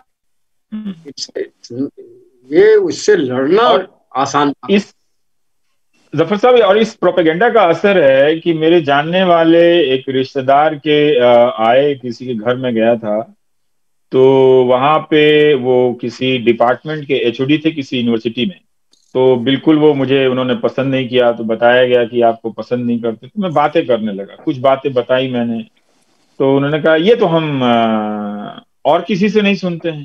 तो मैंने कहा और किसी से इसलिए नहीं सुनते हैं कि सब प्रोपेगेंडा में बदल गए हैं, ये मेरी बातें हैं, ये आप चेक कर सकते हैं। तो उन्होंने कहा कि आप ये कह रहे हैं कि बाकी सारा चैनल बिक गया है, बाकी सारे अखबार बिक गए हैं, हमने तो वहां उनमें से किसी का नहीं पढ़ा है। मैंने कहा अगर आपके मानने का आधार यही है तो आप खुद को जिंदगी भर सही कहते रहिए, मैं इसमें कुछ कर नहीं सकता हूँ, पर आप गलत हैं ये मैं जानता हूँ। 10-20 साल बाद आप खुद मेरे पास चलकर आएंगे, कहेंगे कि आपकी बात सही थी, लेकिन तब शायद आपकी बात की मेरी मुझ तक जरूरत ही नहीं रहेगी कि आप प्रायश्चित भी करें और समाज के प्रेजेंट का इतना नुकसान हो जाए। तो नुकसान बहुत बड़ा हो चुका है समाज में, चूंकि ये सतह पर सिर्फ हिंदू मुस्लिम के रूप में नजर आता है, चूंकि उससे एक पॉलिटिकल फायदा होता है, सोसाइटी में रिफ्ट बनता है, अजीब तरह से समाज का व्यवहार हो गया, जैसे लगता है कि कभी किसी हिंदू ने मुसलमान को नहीं देखा, किसी मुसलमान ने हिंदू को नहीं देखा। ये हालत हो गई। हम तो जब बच्चे से बड़े हो रहे थे तो कोई दोस्तों में वो खराबियां जो होती हैं वो वही खराबियां होती हैं जो हर दोस्त, भले एक जाति के हों, एक कौम के हों, एक स्कूल के हों, तब भी आपस में लड़ते हैं, वही बात हुआ करती थी। पर इस तरह का लगातार, मतलब एक सज्जन ने मुझसे पूछा कि बताइए कि मैं अपने चाचा को कैसे समझाऊं, मैं क्या समझाना है। तो उनकी बेटी 10 साल से कुवैत में रहती है, लेकिन वो अपने मोहल्ले से मुसलमानों को निकाल देना चाहते हैं। मैंने कहा जब उनकी बेटी नहीं समझा सकी तो आप अपने चाचा को कैसे समझा सकेंगे? तो ये सबके पास इस तरह की चुनौतियां हैं कि सोसाइटी कम्युनलाइज हो गई है। और वो क्या चाहते हैं? वो ये चाहते हैं कि नफरत कम हो जाए, आप कंपीट करो, चीजों को लेकर बात करो कि डेवलपमेंट किसी सरकार की हो रही है या नहीं हो रही है, पर वो बात ही नहीं करना चाहता, समाज सवाल नहीं करना चाहता, वो कोरोना को लेकर भी सवाल नहीं करना चाहता। क्या किया जाए समझ में नहीं आता। रजी भाई बहुत रास्ता है रवि साहब कि लगातार हम और आप जैसे लोग सही इंफॉर्मेशन के लिए स्ट्रगल करते रहें और उसमें अपना विश्वास ना छोड़ें।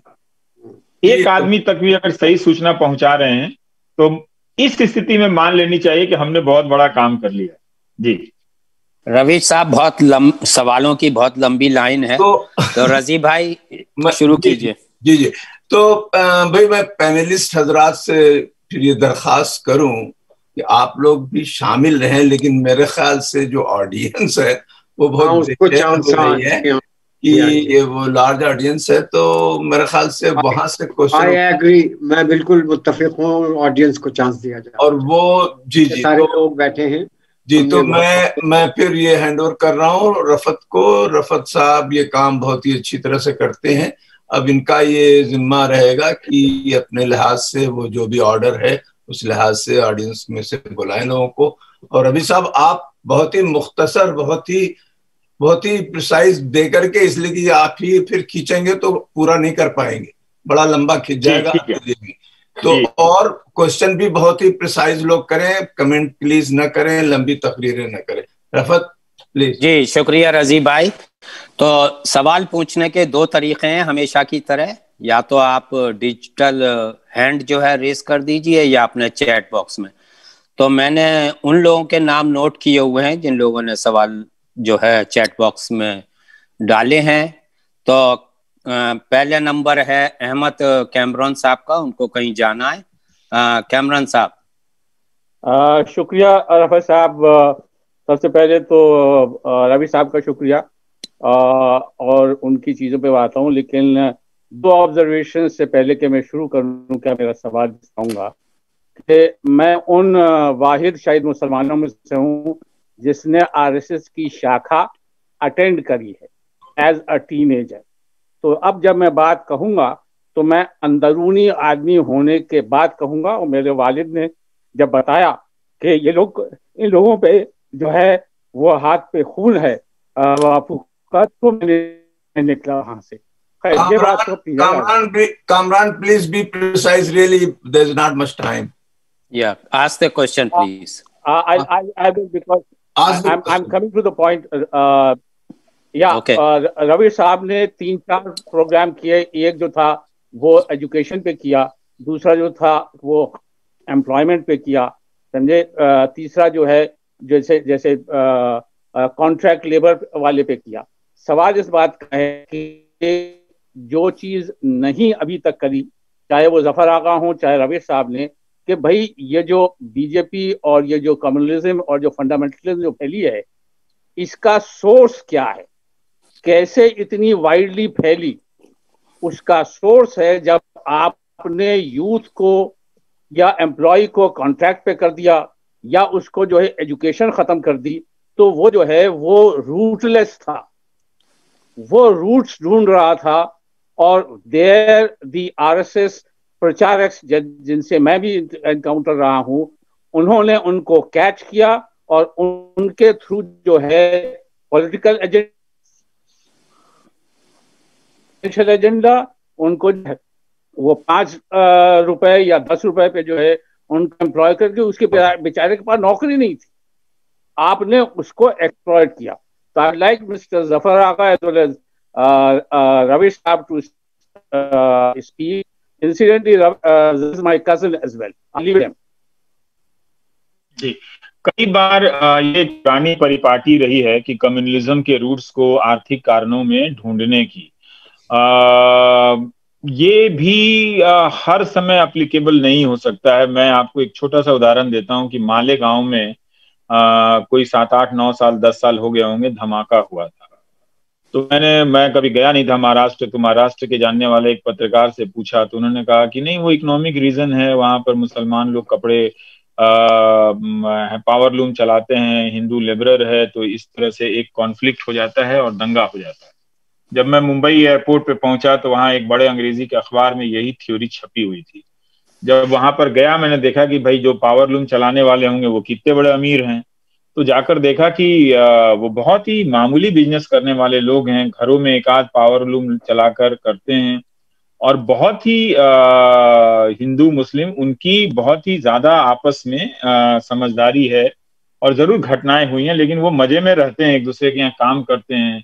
और वहीं एक घर में जहाँ एक धमाके में एक मुस्लिम परिवार में मौत हुई थी, तो जब मैं उसके घर में गया तो उस परिवार के अलावा बाकी जितने भी लोग थे वो दूर से आए हुए हिंदू लोग थे। तो मैंने पूछा कि यहाँ तो इकोनॉमिक रीजन है, तो उन्होंने बताया कि हम और इनकी दोनों की औकात, मैं इनका ग्राहक हूँ और ये हमारे बिजनेस के मालिक हैं जो पावर लूम वाले हैं, हम दोनों की औकात में कोई बहुत ज्यादा अंतर नहीं है। घर भी देख लीजिए, हम, मेरे पास भी मोटरसाइकिल है, इनके पास भी मोटरसाइकिल है। आर्थिक कारण नहीं है, प्रमुख रूप से नहीं है। जरूर उन कारणों से बेचैन होकर लोगों ने 2014 में वोट दिया था। उसके नारे दूसरे थे, उसके नारे ये थे कि ये सब बातें अब नहीं होंगी और अब एक भारत श्रेष्ठ भारत की बात होगी। लेकिन बाद में जिस रफ्तार से मीडिया की गर्दन पकड़कर इस एजेंडा को प्रोपेगेट किया गया है, इसका अंदाजा उन लोगों को जरूर था जो लोग पॉलिटिकली एक्टिव लोग रहे हैं, उनको किसी प्रकार का कंफ्यूजन नहीं था। लेकिन जो लोग बहुत नेचुरल तरीके से एक रिजीम के करप्शन से या उसके परसेप्शन बनाए गए परसेप्शन के से तंग आकर एक दूसरा विकल्प चुन रहे थे, उसमें सारे लोग उस आइडियोलॉजी के साथ नहीं थे। बाद में उन सारे लोगों को वापस लौटने की संभावना, दरवाजे बंद कर दिए गए इस नैरेटिव को बढ़ा करके। तो इसको आप कॉन्ट्रैक्ट सिस्टम में या परमानेंट सिस्टम में ना डालें, क्योंकि जिनकी नौकरी परमानेंट है वो भी उतने ही कम्युनल हैं, जिन्हें पेंशन मिल रही है वो सबसे ज्यादा कम्युनल है। तो इस तरह से आर्थिक चीजें कारण तो बन जाती हैं कई बार। मुझे नहीं लगता कि इस मामले में ये इतना बड़ा कारण होना चाहिए। अलग सवाल। Thank you. तो जो लोग भी डिजिटल हैंड रेस कर रहे हैं, मैं उनका नाम नोट कर रहा हूँ, बार बार रेस करने की जरूरत नहीं है। और जो लोग कमेंट कर रहे हैं चैट बॉक्स में, उनको जो है अगर सवाल है तो वो मैं आपका नाम नोट कर रहा हूँ, अदरवाइज जो है आपके कमेंट जो है रवीश जी पढ़ेंगे बाद में या अभी पढ़ रहे होंगे। Next person is by the name peace vigil. उनका क्या नाम है आरती? Piece vigil. शीरीन होंगी। शीरीन जी जी। और शीरीन शायद अगर ये वही शीरीन है साउथ अफ्रीका से शमशुल इस्लाम साहब की।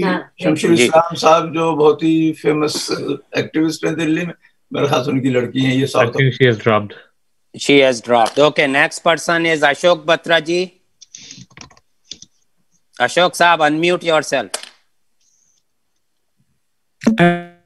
And next person is Razia Mashkoor, so please be ready. मैं बोल रहा हूँ, अब मैं अनम्यूट हो गया हूँ। जी नेक्स्ट। आपका बहुत बहुत धन्यवाद है, आपने समय निकाल कर हम सबको मुखातिब किया। मेरा क्वेश्चन है कि आपका बहुत ट्रोल होता है, आप मैंने तो 2-4 फेसबुक पे कमेंट्स किए थे तो पूरा मेरा शहर पीछे पड़ गया था। तो आप उस ट्रोल को कैसे हैंडल करते हैं और आप क्या सोचते हैं कि फ्रीडम ऑफ प्रेस का क्या क्या भविष्य है?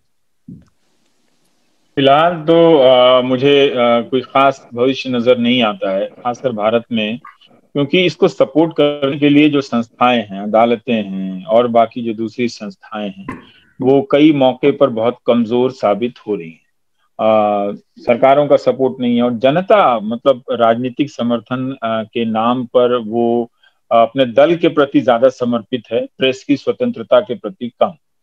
और ये एक स्थिति है। और रही बात ट्रोल की, तो ये जब इसका स्केल क्या है उस पर निर्भर करता है। मेरे केस में कई बार ऑर्गेनाइज तरीके से एक बड़े स्तर पर एक आंधी चलती है, जो जब वो प्लान करते हैं तो उसका स्केल बहुत बड़ा हो जाता है कि वो गांव से लेकर शहर तक चारों तरफ फैल जाता है। तो जरूर उससे थोड़ी बहुत परेशानी होती है। उसके और उसके जो चीजें हैं असर भी होता है, लेकिन अंत में हमको तय करना पड़ता है कि क्या मैंने अपनी बात सही कही, क्या वो तथ्यात्मक रूप से बातें सही थी, उस पर मैं अड़ा रहता हूँ। फिर वो ठीक है, तो फिर आगे की कोई चिंता नहीं होती है। हाँ, भीड़ कुछ भी कर सकती है, इसकी संभावना है। भीड़ ने इसका प्रदर्शन भी किया है कि कई लोगों के साथ ऐसा कर चुकी है। अब तो सरकारों के हाथ खुले हुए हैं, कभी भी किसी को खिलाफ कुछ भी पकड़ के कुछ भी लगा दो, ये आसान है। अमेरिका में इतना आसान नहीं है कि ट्रम्प किसी जर्नलिस्ट के खिलाफ कोई केस कर दे, यहाँ बहुत आसान है। और अब तो सीपीएम की सरकार ने भी कुछ ऑब्स्टीन कमेंट करने के लिए 3 साल जेल का कोई ऑनलाइन का बनाया है, कानून बनाया है। तो इस तरह के सब अपने अपने तरीके से कानून बनाकर, और कोई स्पेस नहीं बचेगा पत्रकारिता करने का। तो वो मामला फिलहाल जो दिख रहा है उसमें मैं चाहता तो आपकी बात रखने के लिए, दिल रखने के लिए मैं 3-4 उदाहरण दे सकता हूँ, लेकिन सचमुच ये इस समय ऐसा करना बहुत खतरनाक होगा कि मैं 2 उदाहरण देकर आपको बताने लगूं कि नहीं यहाँ भी पत्रकारिता हो रही है। जब सारा शहर जल जाए तो 2 बचे हुए मकान को देखकर ये नहीं कहना चाहिए कि आग ने सब कुछ तबाह नहीं किया। तो इसलिए जो एक्सेप्शन है, जो कारवान मैगजीन है, या आप मेरा नाम ले रहे हैं, या फिर नेहा दीक्षित हैं, या अंकिता आनंद हैं, या किसी के कुछ पत्रकार हैं जो कर रहे हैं, उस एक्सेप्शन की लिमिट इतनी कम है कि वाकई उस पर चर्चा नहीं की जानी चाहिए। जो शहर के बड़े हिस्से में जो आग लगी है, जो मकान जल गए हैं, उस तरफ नजर हमेशा रखनी चाहिए। बहुत शुक्रिया। Next person is Razia Mashkoor and after that Shahidur Talukdar, so please be ready. Razia साहिबा। जी बहुत शुक्रिया रवीश जी, 2 साल बाद आपसे बात हो रही है सामने। तो जो कुछ आपने अभी तक कहा है और जो आप कर रहे हैं उसका तो खैर कोई नामो बदल नहीं है, लेकिन मेरा एक छोटी सी मैं सोच रही थी कि अगर जो इंडिपेंडेंट हमारे यूट्यूबर्स हैं, ये छोटे छोटे चैनल चला रहे हैं, अगर हम उन सबको यकजा कर उनसे कुछ काम ले सकें तो क्या ये मुमकिन है, और मुमकिन है तो ये कितना मुश्किल है? अब तो देखिए, आप बाहर से सपोर्ट नहीं कर पाएंगे। अभी ऐसा कोई कानून आया है कि 23% ही बाहर से मदद किया जाएगा, कर सकते हैं, उसके बहुत तरह के रेस्ट्रिक्शन है।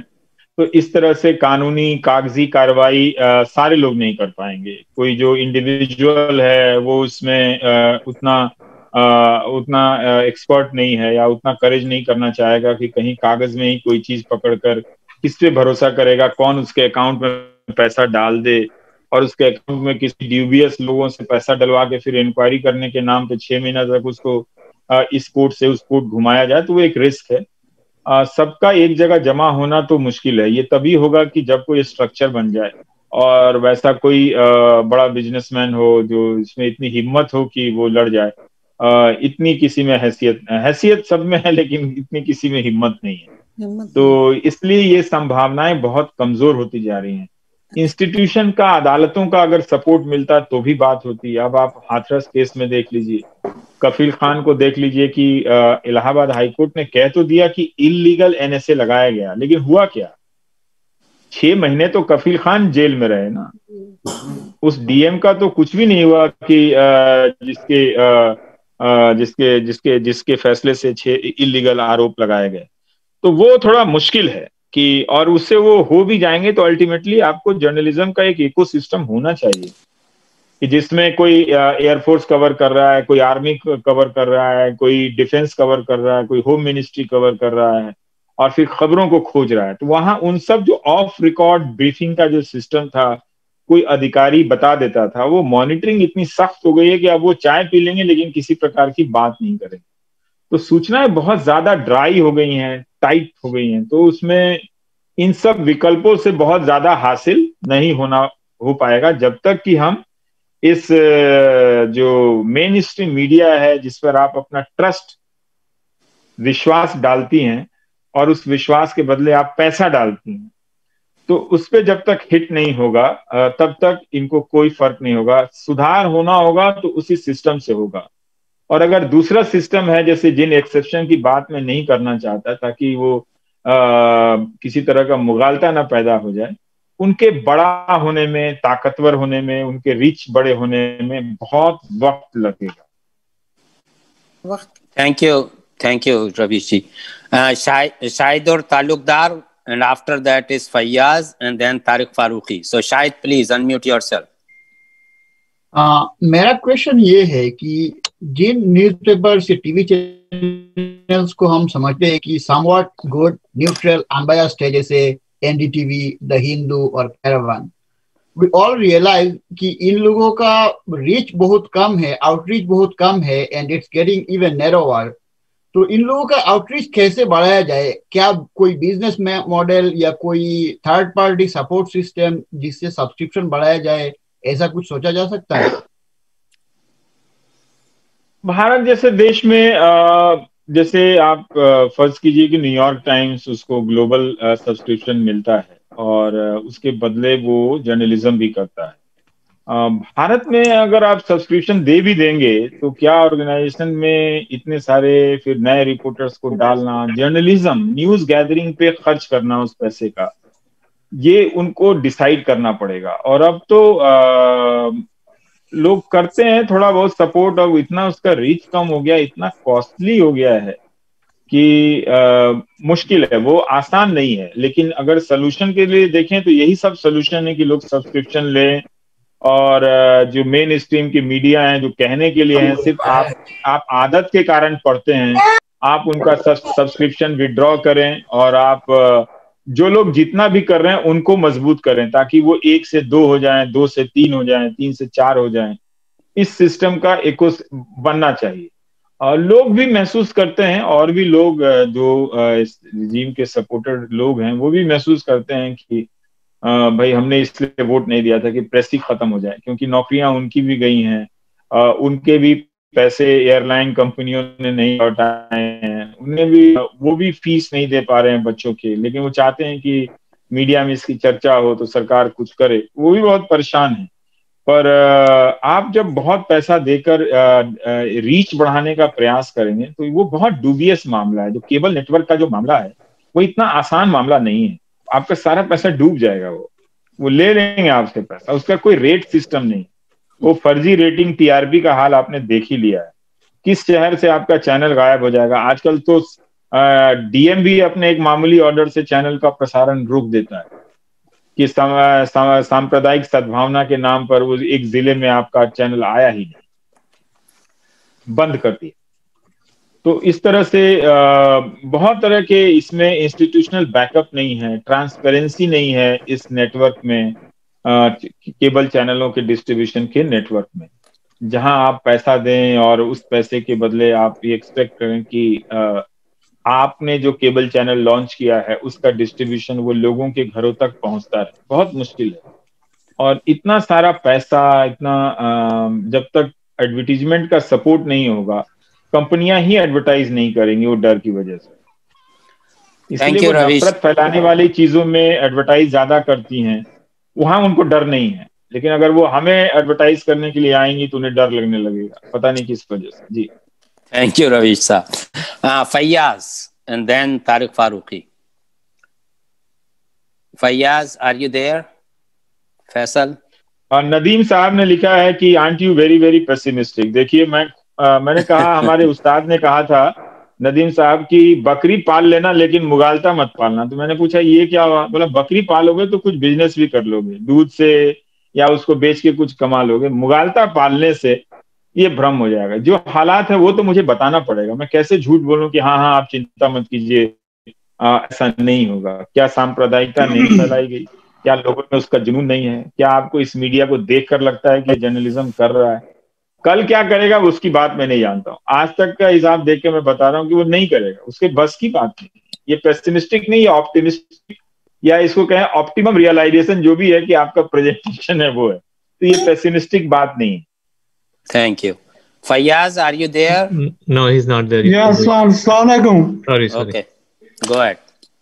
जी Assalamualaikum. मैं रवीश साहब, actually I congratulate you for being courageous enough to speak against the Modi agenda. So my question to be pinpointed is just the difference between the Indian population and the Indian Americans. So I realize that the Indian Americans who have more access to, information, but they are more impressed with the Modi agenda, and they are more interested in marginalizing Muslim interests in Indian society. What could be the reason why they will be inclined for that Modi agenda? मतलब जो वहां के अखबार वगैरह हैं। नहीं, मैं उसको जरा रिफ्रेश कर दूं फैयाज। कहें रजी भाई, कहें। वो रिफ्रेशिंग यूं है रवि साहब की, यहाँ पे जो एनआरआईज हैं नॉन मुस्लिम्स, उसमें मेजॉरिटी वो मोदी के बहुत जबरदस्त सपोर्टर हैं, जबकि यहाँ खुद वो माइनॉरिटी में हैं, और यहाँ वो देखते हैं कि प्लूरल सोसाइटी में कैसे माइनॉरिटी को इतना अच्छी तरह से रखा। लेकिन वो यहाँ से वहाँ की माइनॉरिटीज को बैक होम सेफ उससे यहाँ तो रहते हैं और यहाँ के उसको अवेल कर रहे हैं, लेकिन वहाँ की माइनॉरिटीज को में सबसे बड़े कंट्रीब्यूटर और सपोर्टर मोदी के वो यहाँ बैठे हुए।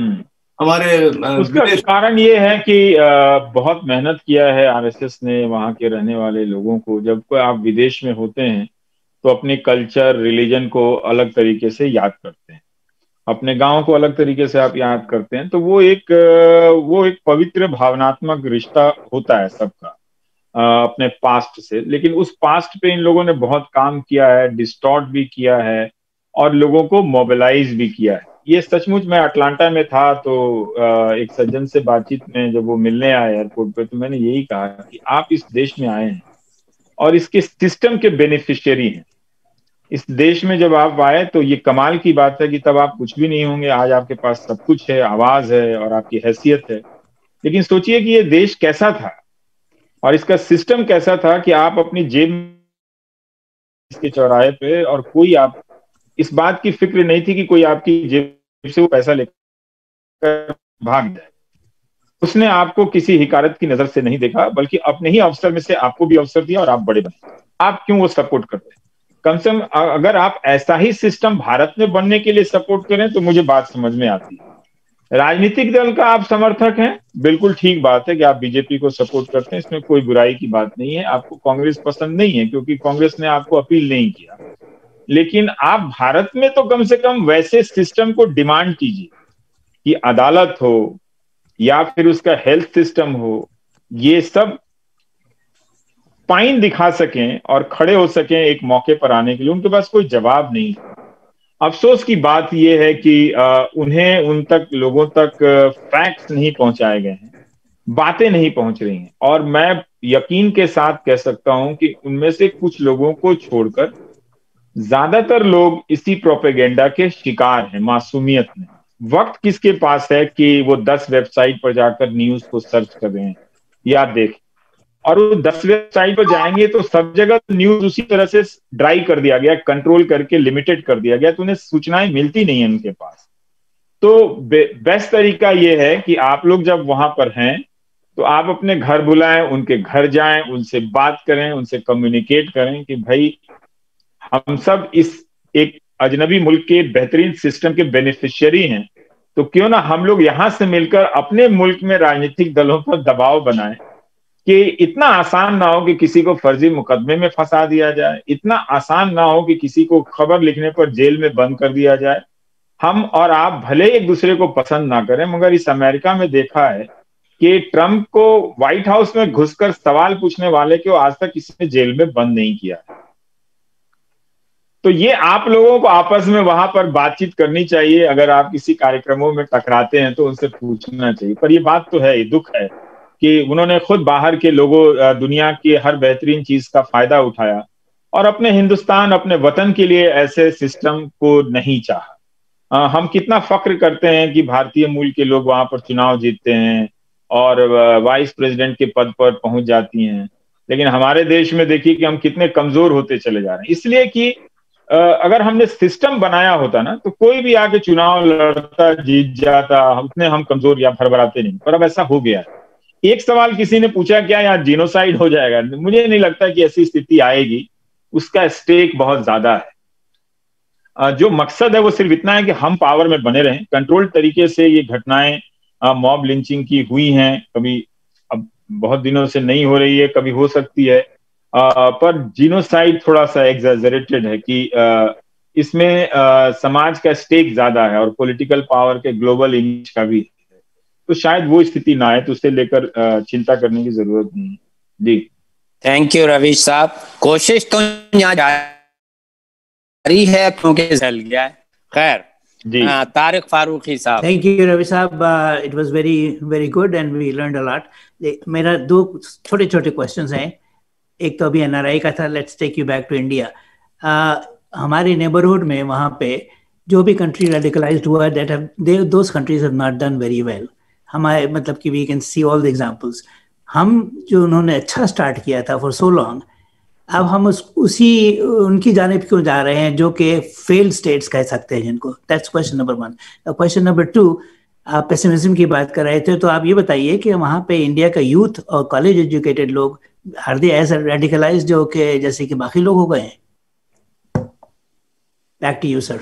हाँ, क्योंकि उनके पास वही पहुंच रहा है। ऐसा नहीं है, हमारा यूथ काफी प्रॉमिसिंग है, उसे सूचनाएं मिलती हैं तो वो दूसरे तरीके से देखता है। जैसे एनटीसीए प्रोटेस्ट में आप देखिए कि बहुत सारे यूथ सड़क पर आए, लेकिन आप तुरंत उनको फर्जी केस में फंसा दिया जाएगा तो बच्चे हैं बेचारे डर जाएंगे। उनको पता है कि 20-20 साल से इस देश में इंसाफ नहीं होता है और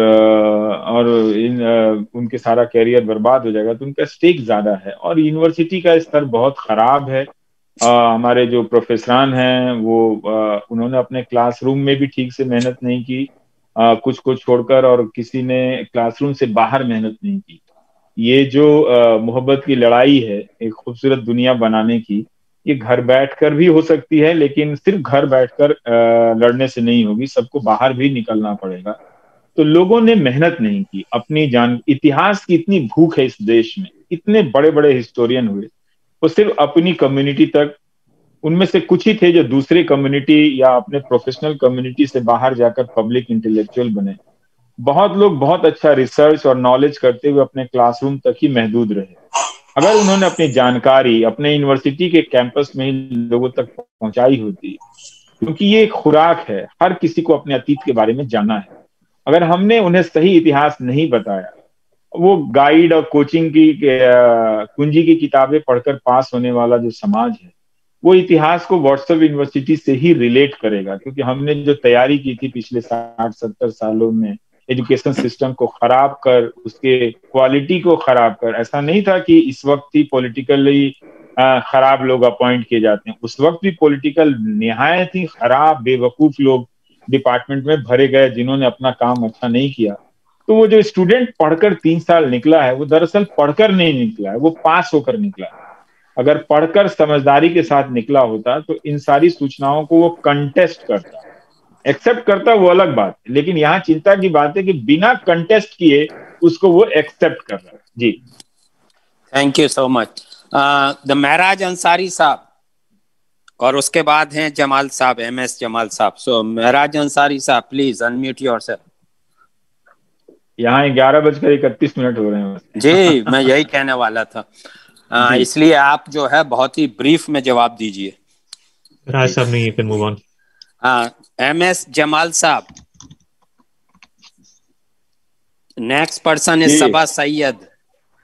रवि साहब, बहुत बहुत शुक्रिया आपका हम लोग को इतना अच्छा प्रेजेंटेशन देकर के बताने का। अब मेरा क्वेश्चन था रवि सर कि जैसा कि लगता है हम सभी को आजकल जो है इलेक्शन जो है बहुत हद तक मैनिपुलेटेड हो गया है। फर्जी वोटिंग जो होता है वो अलग है केस, EVM का केस जो आता है वो अलग है। सबको इट्स ऑल वाइड ओपन।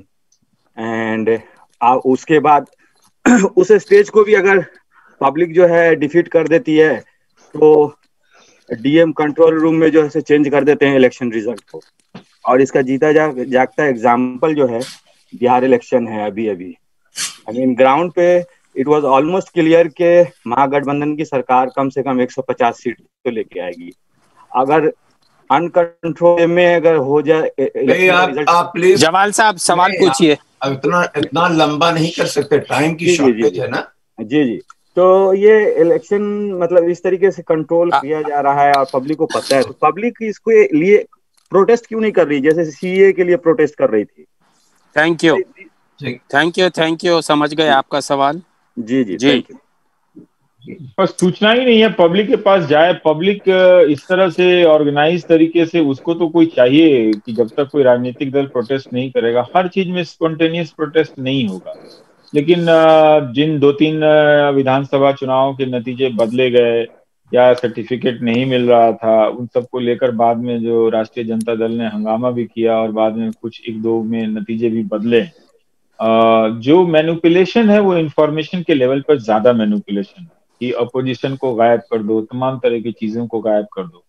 लेकिन इसके बाद भी RJD ने एक असंतुलित लड़ाई लड़ते हुए कम बड़ी कामयाबी हासिल नहीं की है। तो जिसके पास इतना पैसा नहीं था, जिसके पास इतना नेटवर्क, मीडिया का सपोर्ट या नहीं था, तब भी जनता ने तो वोट दिया है, लेकिन अल्टीमेट वो रिजल्ट में नहीं बदल सका है।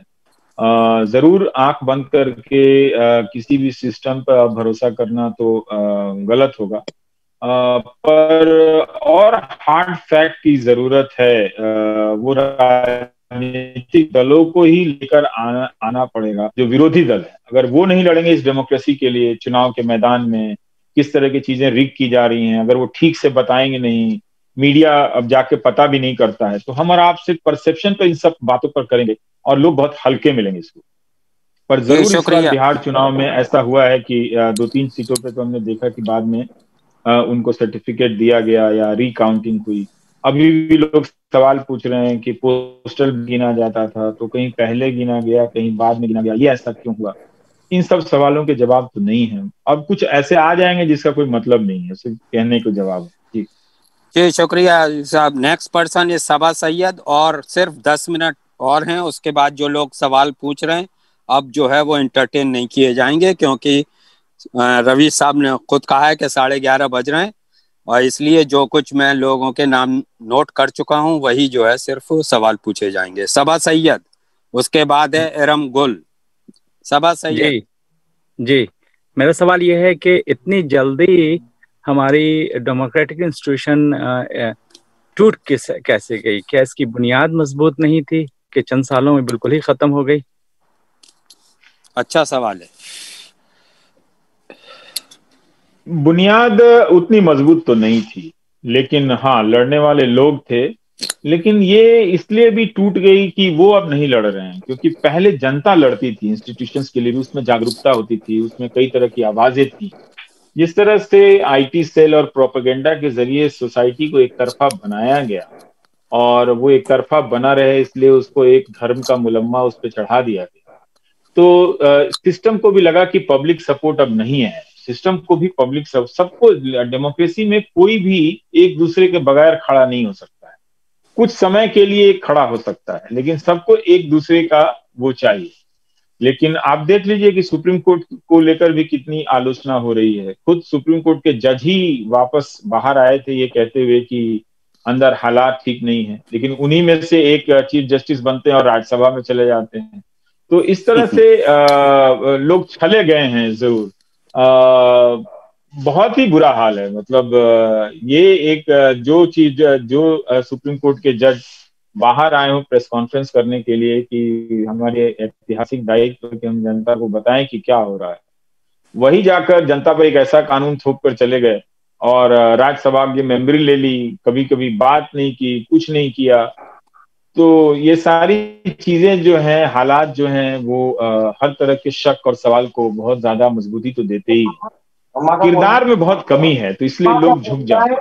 अपनी पूरी जिंदगी की शुरुआत ईमानदारी से करते नहीं है। अगर आप कहीं ना कहीं समझौता करते हुए आगे बढ़ेंगे तो एक दिन आप। Thank you. रवि साहब म्यूट हो गए आप।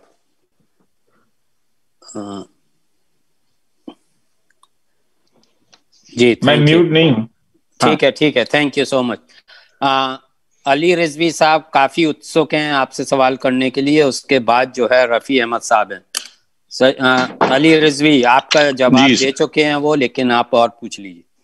जी अस्सलाम वालेकुम। Thank you to the Washington Association की इतने अच्छे आप लोग वेबिनार करा रहे हैं साल रोहित भाई के लिए। एक शेर और एक सवाल। शेर ये कि वो मैं किसको दफन करूं, किसको फूंकने जाऊं, रही सही मेरी जान भी निकाल देता है, कोई अखबार फेंकने वाला इधर पे 1000 लाशें डाल देता है। लखनऊ के शायर थे, सारा साहब उनका शेर था ये। बहरहाल अब तो अखबारों ने वो काम भी खत्म कर दिया है। सवाल ये था कि जो आप काम कर रहे हैं रवि साहब, वो आसान नहीं है, या आप जैसे लोग कर रहे हैं आसान नहीं है। जैसे मैंने पहले भी कहा था कि कम से कम ऐसा हो कि 100-200 रवीश कुमार हों, या इस तरह के लोग हों, जफर आगा साहब कैसे लोग हों। तो is it possible to create a journalist academy in India, जो पेड प्रोग्राम हो, जिसमें बच्चों को आप लोग सिखाएं how to become the voice of the people for the people, और छोटे छोटे इलाकों से वो अपनी खुद खबरें तैयार करें? Thank you. ये मुमकिन है और ये किया जाना चाहिए। कुछ लोग इसका प्रयास कर रहे हैं, लेकिन बहुत लंबा वक्त लगेगा उसको बड़ा होने में। कुछ लोगों ने किया भी है, नई नई संस्थाएं लोग बना रहे हैं, पर वो चूंकि इतना फाइनेंशियल कॉन्स्ट्रेंट है उनके सामने कि बहुत कछुए की रफ्तार से ही होगा, तब तक बहुत लंबा वक्त निकल जाएगा। बिल्कुल ये बनाया जा सकता है और बिल्कुल ये टीम खड़ी की जा सकती है, क्यों नहीं। Thank you. देखिए जनाब, हमारी कोशिश ये रहती है कि जितने भी लोग सवाल पूछ रहे हैं उनको वक्त दिया जाए, लेकिन रवि साहब और इंडिया में काफी देर हो गई है, इसलिए बस चंद सवाल और हैं। रफी अहमद साहब, उसके बाद फजल खान, प्लीज। रफी अहमद साहब ड्रॉप हो गए। ओके फजल भाई, please unmute yourself. Ravi Saab, thank you for excellent talk as always. And we are addicted to NDTV here in America, at least in my home. चूंकि रवि साहब थक गए हैं और मेरा सवाल तारिक भाई ने पूछ लिया है, इसलिए मैं इसको फोरगो करता हूँ। बहुत शुक्रिया, सवाल का जवाब मिल गया है। अच्छा, बहुत शुक्रिया। सरवत परवेज साहब, उसके बाद राशिद निहाल साहब। सरवत परवेज साहब अनम्यूट कीजिए और सवाल कीजिए। Faisal is there? सरवत क्या पता जी है? सरवत जी रवि साहब, बहुत शुक्रिया आपके इस तरह के सवाल के जवाब देने के लिए। सिंपल का सवाल है कि इंडिया का फ्यूचर क्या है? हिंदू राष्ट्र? चलिए भी क्वेश्चन हो गया। उसकी जरूरत नहीं है। अगर आपने ये सियासी सवाल पूछा है, वो क्यों करेंगे? किसी औपचारिक रूप से इसके ऐलान की क्या जरूरत है जब उनकी वो राजनीति हो ही रही है। सही बात है। तो कई लोग कहते हैं कि वो बहुजन समाज पार्टी कहती है संविधान बदल देंगे, और जब NTCA प्रोटेस्ट आया तो पार्टी ही नजर नहीं आ रही थी कहीं पे सड़क पे, है ना। तो लोग पर बदलने की क्या जरूरत है? अगर उसका कहीं काम ही ना रहे और अदालतें इस तरह से हो जाएं तो बदलने के लिए उसमें तो होमवर्क करना पड़ता है ना, कुछ दूसरा बनाना पड़ता है। और ये संविधान तो बदलना ही है ना, एक तरह से रोज खुदरे खुदरे में आप बदल रहे हैं कि जब स्पेशल मैरिज एक्ट के तहत इंटरकास्ट इंटरफेथ मैरिज करने की सुविधा दी गई है, तो ये लव जिहाद के नाम पर आप कानून क्यों लेकर आ रहे हैं? तो ये तो सारे संविधान की भावना के खिलाफ ही है एक तरह से। तो अगर उसकी एक तरफा हो जाए, बिल्कुल, और उनको करने की जरूरत नहीं है। वो लेवल का अनाउंसमेंट नहीं करेंगे कभी भी। Thank you so much. फिलहाल तो नहीं करेंगे। राशिद निहाल साहब, उसके बाद अब्दुल रहमान। रवीश साहब, ओनली 2 सवाल और बाकी हैं। Thank you for your patience. Okay, Abdul Rahman. शुक्रिया रवीश साहब। राशिद साहब हैं? जी जी जी जी जी जी फरमा जी। शुक्रिया रवि साहब। मेरा एक सवाल था कि BBC डॉक्यूमेंट्रीज काफी मशहूर हैं आज भी। कुछ दिन पहले भी अफगानिस्तान पर बड़ा अच्छा प्रोग्राम दिया था उन्होंने, जो हालात थे वहां पर, और इस तरह से कई जगह पर गाजा ट्रिप पर भी बहुत सारे उन्होंने प्रोग्राम बनाया। तो क्या हमारे जर्नलिस्ट को इतना सपोर्ट नहीं मिलता है इस अभी के मौजूदा हालात में कि वो इस तरह के प्रोग्राम उनको स्पॉन्सरशिप हो सके ताकि लोग इसको बार बार देख सकें? नहीं, अब वो सब प्रक्रियाएं बंद हो गई हैं। न्यूज रूम से जो रिपोर्टर का सिस्टम होता था, जिसमें एक रिपोर्टर दूसरे रिपोर्टर से compete करता था, अपना करियर बनाता था, अपने सैलरी में इंक्रीमेंट पाता था, ये सारा सिस्टम कोलैप्स हो गया। अब वहां रिपोर्टर नहीं है, सिर्फ न्यूज एंकर है। और न्यूज एंकर वो है जो बहुत दिनों से घर से बाहर नहीं निकला है या कभी चुनाव में बाहर निकलता है, तो ज्यादा मैनिपुलेट करना ज्यादा आसान होता है। पहले भी भारत में कम ही था कि वर्ल्ड दिस वीक ही एक उदाहरण यहाँ मिलता है कि जो नियमित ढंग से पहले बाहर की डॉक्यूमेंट्री आती थी। जरूर BBC के मॉडल पर तो नहीं, लेकिन प्रसार भारती जो सरकारी फंड था उसका क्या हाल है आप तो जानते ही हैं कि इतना बड़ा सिस्टम खड़ा कर दिया गया कि लोगों को एक इंडिपेंडेंट सिस्टम मिलेगा, लेकिन वो तो और ज्यादा बेकार है। मतलब वो सरकारी से भी ज्यादा बेकार है। वो एक तरह से उस पर पूरा अमला जमला है, उसमें पैसे खर्च किए जाते हैं।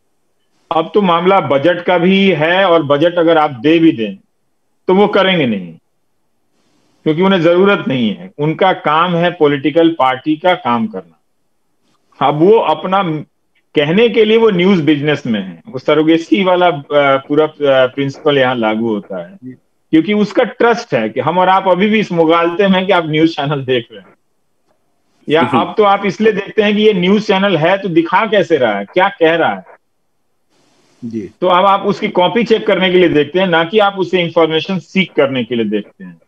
तो ये हालत है। तो अब उसका बजट का दोष नहीं दिया जा सकता। बजट कई तरह से हो सकते हैं। कई लोग अब तो भारत में के बहुत सारे लोगों को बुला लेंगे कि आप हमारे घर में रहिए, डॉक्यूमेंट्री बना कर जाइए, लेकिन तब भी वो नहीं करेगा। आप कहेंगे कि आप हमारे घर में रुक के बनाओ, तब भी वो आएगा नहीं, बनाएंगे। उसको ये करना नहीं है जो काम बिना किए हुए। अब आप सोचिए कि आप डॉक्टर हैं और बिना डॉक्टरी किए हुए लोग आपको फीस दे रहे हैं, तो आप क्यों डॉक्टरी करेंगे, प्रैक्टिस करेंगे? मुझे ये बताइए, क्यों किताबें पढ़ेंगे आप?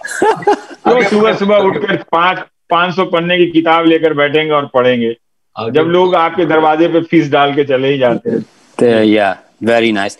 सो इरम गुल साहिबा ड्रॉप हो गई, उसके बाद अब्दुल रहमान। जी, thank you for this opportunity and very insightful discussion. 15 साल पहले सेंट्रल गवर्नमेंट की स्कीम जो थी सर्व शिक्षा अभियान के तहत, उसमें तमाम तरीके सब्जेक्ट्स के टीचर्स रिक्रूट की जाती हैं कस्तूरबा आवासीय बालिका विद्यालय में हर सूबे में। लेकिन अब 15 साल बाद यूपी में स्पेशली उर्दू टीचर को निकाल दिया जाता है। तो इस मामले में एक तरफ तो ये पता चलता है कि एंटी गवर्नमेंट फोर्स जो भी क्रिटिक है फोर्स, उनको परेशान किया जा रहा है, हर तरह से उनको बंद किया जा रहा है, उनकी आवाज दबाई जा रही है। दूसरी तरफ ये पता चलता है गवर्नमेंट की खुद भी, जिस सूबे में बीजेपी की सरकार है, एक खास कम्युनिटी के अगेंस्ट पॉलिसीज भी चेंज हो रही हैं। तो इसमें इसको किस तरह से जो भुक्तभोगी हैं वो हैंडल करें, कहाँ जाएं? यूपी के जो कुछ समय पहले कुछ एक उर्दू शिक्षकों की वेतन का मामला था या बहाली का मामला था, तो उन लोगों ने ही बताया कि देखने से लगता है कि इसमें एक कम्युनिटी जो है, लेकिन ज्यादातर उसमें हिंदू भी हैं 40%, और वो भी रो रहे हैं कि हमें सैलरी नहीं मिली है या कुछ ऐसा मामला था। पर उन्हें अब टीचर रखना नहीं है। जरूर एक कम्युनिटी यहाँ पर शिकार हो रही है, लेकिन उससे ज्यादा बड़ी शिकार तो मेजोरिटी कम्युनिटी हो रही है, क्योंकि जब जिस तरह से आप उर्दू टीचर नहीं रख रहे हैं, उसी तरह से आप केमिस्ट्री का भी टीचर नहीं रख रहे हैं, उसी तरह से आप हिंदी के भी टीचर नहीं रख रहे हैं। ऐसा नहीं है कि आप हिंदी के टीचर भर्ती किए जा रहे हैं, वहां भी बहुत सारे पोस्ट खाली हैं। तो इस मामले में जो सरकारें हैं वो दोनों कम्युनिटी के लोगों को रोजगार नहीं दे रही या परीक्षा लेकर भटका रही हैं। लेकिन अगर वो एक कम्युनिटी को बड़ा कर दें कि हाँ देखिए हम उर्दू वालों का बंद कर दिए हैं, तो क्या पता आजकल कौन सा जहर फैला हुआ है कि जो मेजोरिटी कम्युनिटी है जिसका ज्यादा बड़ा नुकसान हो रहा है माइनॉरिटी की तुलना में, वो माइनॉरिटी के नुकसान को देखकर ज्यादा खुश है। ये जरूर हुआ है। पर ओवरऑल जो सरकारों की जो नीतियां हैं रिक्रूटमेंट को लेकर, वो सबके लिए ही खराब है, मेजोरिटी के लिए तो सबसे ज्यादा खराब। शुक्रिया। 2 सवाल और हैं रवीश साहब, so please have patience. Shah Alam और उसके बाद यासिर रोमानी। सवाल तो बहुत थे, लेकिन मैंने बाकी के लोगों के सवाल की अब इजाजत नहीं है। शाह आलम साहब। चलिए, नेक्स्ट पर्सन यासिर रोमानी साहब। हाँ भाई रवीश भाई, बहुत बहुत शुक्रिया सबसे पहले तो आपका इस हमारे निमंत्रण को कबूल करने का। तो मैं पहले एक शेर कहूंगा कि आज के हालात हाजरा पर ये माना तुमको तलवारों की तेजी आजमानी है, हमारी गर्दनों पर होगा इसका इम्तिहान कब तक। मेरा एक सवाल है इस पे कि आजकल आपने यूनिवर्सिटी की सीरीज की थी रवीश भाई, तो उसमें जर्नलिज्म के कोर्स में क्या पढ़ाया जाता है? यही पढ़ाया जाता है कि आईटी सेल को ज्वाइन करो और फर्जी पैगामों की बाढ़ लगा दो आईटी सेल की वेबसाइट से? वो लोग ऐसा क्यों करते हैं? और प्लस सुदर्शन जो टीवी चैनल था एक ऐसा ही, जिसने अभी आईएएस ऑफिसर्स के उस पर उसने प्रोग्राम दिया था, उस पर कुछ ऐसा है कि कुछ काउंटर अटैक हो, जैसे कि उस पर कोई केस करे, इस तरह की कुछ बातें ऐसा कोई करता है? ऐसी कोई कम्युनिटी है? नहीं, इस बार थोड़ा चेंज आया है कि लोगों ने इस तरह की चीजों को लेकर केस किया। तबलीग जमात के समय ही लेकर लोग केस किया कि कम्युनिटी को इस तरह से इसको विक्टिम बनाया जा रहा है, क्रिमिनलाइज किया जा रहा है सोसाइटी की निगाह में, और ये हेल्दी नहीं है। सुदर्शन टीवी ने जब यूपीएससी जिहाद का मामला दिया तो सुप्रीम कोर्ट में इस मामले में कम से कम बड़े सख्त पूछताछ हुई है। और मामलों में कम है, मतलब और पत्रकार लोग पहुंचे रिलीफ मांगने के लिए तो नहीं मिला। ये आलोचना हुई थी, अर्नब गोस्वामी के केस में तुरंत रिलीफ मिला। लेकिन सुदर्शन टीवी का मामला थोड़ा आगे चला गया है, जिसमें सरकार डिफेंड नहीं कर पाई। और ये एक बहुत अच्छा हुआ है कि कम से कम आप इस लड़ाई को कोर्ट तक ले गए, तो ठीक है, कोर्ट वो गिल्ट ले, चुप रहने का या इसकी इजाजत देने का। तो जो लोग, कुछ लोग आगे आए हैं जिसको लेकर ये कोर्ट तक जा रहे हैं, और वो उसको लीगल तरीके से, क्योंकि ये लीगल मामला है। अगर आप खराब चीजें कंटेंट देख रहे हैं, अनसब्सटेंशिएटेड कंटेंट देख रहे हैं, तो एक एनबीए संस्था है, भले ही वो संस्था कमजोर है, लेकिन आप उसका इस्तेमाल तो करें। पहले तो आप उसको ये तो बताएं कि हम इसके पास गए थे और इसने नहीं किया। अभी तो आप उसके पास गए नहीं थे, तो अब लोग जाने लगे हैं, वो शिकायतें करने लगे हैं। तो ये एक चेंज तो आया है यासिर भाई की थोड़ा, हाँ, उससे सुदर्शन टीवी की किसी हरकत पे कोई फर्क नहीं पड़ा है, क्योंकि मैंने कहीं पढ़ा कि बहुत सारे उसके विज्ञापन मिलते हैं और सारी चीजें होती हैं। लेकिन ये एक सुदर्शन टीवी का मामला जो है वो एक अपवाद है। लेकिन आप उसी तरह का कवरेज आप दूसरे चैनलों पर भी हो रहा है, वो ठीक है कि वो यूपीएससी जिहाद का नाम नहीं दे रहा है। नहीं वही तो उसी की वैरायटी की कम्युनल खबरें तो कर ही रहा है ना। बहुत बहुत बहुत शुक्रिया, और मेरी अपोलॉजीज जिनके के सवाल जो है नहीं पूछे जा सके क्योंकि इंडिया में काफी देर हो गई है। मैं एक बहुत ही क्विक सवाल पूछूंगा रविश साहब से, बहुत सा हाँ ना में जवाब दे सकते हैं वो। ये ईवीएम का क्या मसला है? ये वाकई रियली कोई मैनिपुलेशन है कि ये सिर्फ हंगामा है? आप अंदर की बात जानते हैं। ये देखिए, जब तक कोई इसके पक्ष में बहुत ठोस तर्क अभी रखे नहीं गए हैं और जो सवाल उठाए गए हैं उन सवालों को लेकर चुनाव आयोग ने ही अपनी तरफ से एक तरफा वो सारा क्लियरेंस किया जो पिछली बार राजनीतिक दलों को बुलाया गया था, और जो भी उन्होंने कहा था कि हम टेक्निकल एक्सपर्ट नहीं हैं वगैरह वगैरह। लेकिन इससे ज्यादा बड़ा सवाल ये है कि जब किसी मशीन पर सवाल उठ जाए, जैसे जर्मनी में उठा था, तो मैं हमेशा ये कहता हूं कि अभी ईवीएम पे सही है कि नहीं है, वो अलग अलग तरीके से लोग अब कॉमन तरीके से सवाल पूछने लगे। और चुनाव जब हो वो ज्यादा से ज्यादा ट्रांसपेरेंट होना चाहिए, उसकी क्रेडिबिलिटी पे किसी प्रकार का शक नहीं होना चाहिए। वो एक मशीन है, उस मशीन को आप 4 लोग हैं, 4 में से जो सॉफ्टवेयर इंजीनियर है, अगर हम बताएं कि ये मशीन क्यों सबसे अच्छी है तो सिर्फ वो सॉफ्टवेयर इंजीनियर समझेगा, ज्यादा समझेगा। जो सॉफ्टवेयर इंजीनियर नहीं है वो उसको देख के समझेगा कि ये समझ गया तो चलो मैं भी समझ जाता हूँ, या हो सकता है कि वो थोड़ा समझ जाए। मुमकिन है कि 2 लोग ना समझ पाए कि ये सही है कि नहीं। तो इसी आधार पर जर्मनी के सुप्रीम कोर्ट ने कहा था कि नहीं, चुनाव के समय में ऐसा कोई भी चीज इस्तेमाल नहीं होना चाहिए कि जिसे समझने की योग्यता कंप्यूटर पास इंजीनियर करे और रिक्शा चलाने वाला नहीं करे। तो उन्होंने कहा कि नहीं, फिर आप पोस्टल बैलेट से चुनाव कीजिए। अमेरिका में हुआ, टेलीविजन के लिए क्या हो गया, 4 दिन तक काउंटिंग होती रही। जब एक मुल्क की सरकार चुनी जानी है, 4 दिन काउंटिंग हो जाएगी, तो इसमें क्यों जरूरी है कि 5 बजे तक हो जाना है या 3 घंटे के अंदर रिजल्ट आ जाना, चुनाव खत्म हो। चुनाव हो 1 महीने में, रिजल्ट 3 घंटे के अंदर क्यों आ जानी चाहिए? तो ये एक चीज है कि क्या भारत में ईवीएम से चुनाव होना चाहिए। अब बहुत लोग ये कॉमन तरीके से सवाल करने लगे कि हमारा वोट कहाँ चला जाता है, सही है या नहीं है, लेकिन लोग सवाल करने लगे। तो इसकी विश्वसनीयता बहाल करनी चाहिए कि भले कोई हार जाए जीत जाए, सिस्टम पे सवाल ना। और सिस्टम पे बीजेपी भी पहले कर चुकी है जब वो विपक्ष में थी। अब कांग्रेस या दूसरे विपक्षी दल अब सवाल करते हैं। अब उस सवाल का मीडिया के जरिए इतना उस पर हमला किया गया कि विपक्षी दल अब डर के मारे भी ये सवाल फॉर्मली नहीं करते हैं। जैसे बिहार में राजद का एक स्टैंड है कि जनादेश को शासनादेश से बदला गया। अब वो एक बहुत ही टेक्निकल तरीके से वो कहती है, पर वो ईवीएम में कैसे खेल हुआ, काउंटिंग में कैसे खेल हुआ, इसको बहुत स्पष्ट तरीके से नहीं कहती है, क्योंकि वो मीडिया जो है वो कभी भी इसकी तफ्तीश नहीं करेगा कि क्या आरजेडी ने सही कहा है। तफ्तीश करे, जाकर जांच करे, क्या ऐसा हुआ था कि किसी कैंडिडेट को 13 वोट से जिताया गया था, बाद में वो हार गया, या हारे हुए कैंडिडेट को जिताया गया था, कहाँ कहाँ चीजें हैं, काउंटिंग जरूर हुई। तो उस तरह से इन्वेस्टिगेशन नहीं होता, तो बातें पॉलिटिकल पार्टी की तरफ से ही गेंद इधर से उधर आकर चली जाती है और खत्म हो जाती है। पर मैं ये मानता हूं कि ईवीएम से चुनाव नहीं होना चाहिए, पोस्टल बैलेट से होना चाहिए। क्या वो सबसे सुरक्षित तरीका है, इस पर बहस हो सकती है, पर मशीन से नहीं होनी चाहिए, क्योंकि मैं मशीन में नहीं समझता।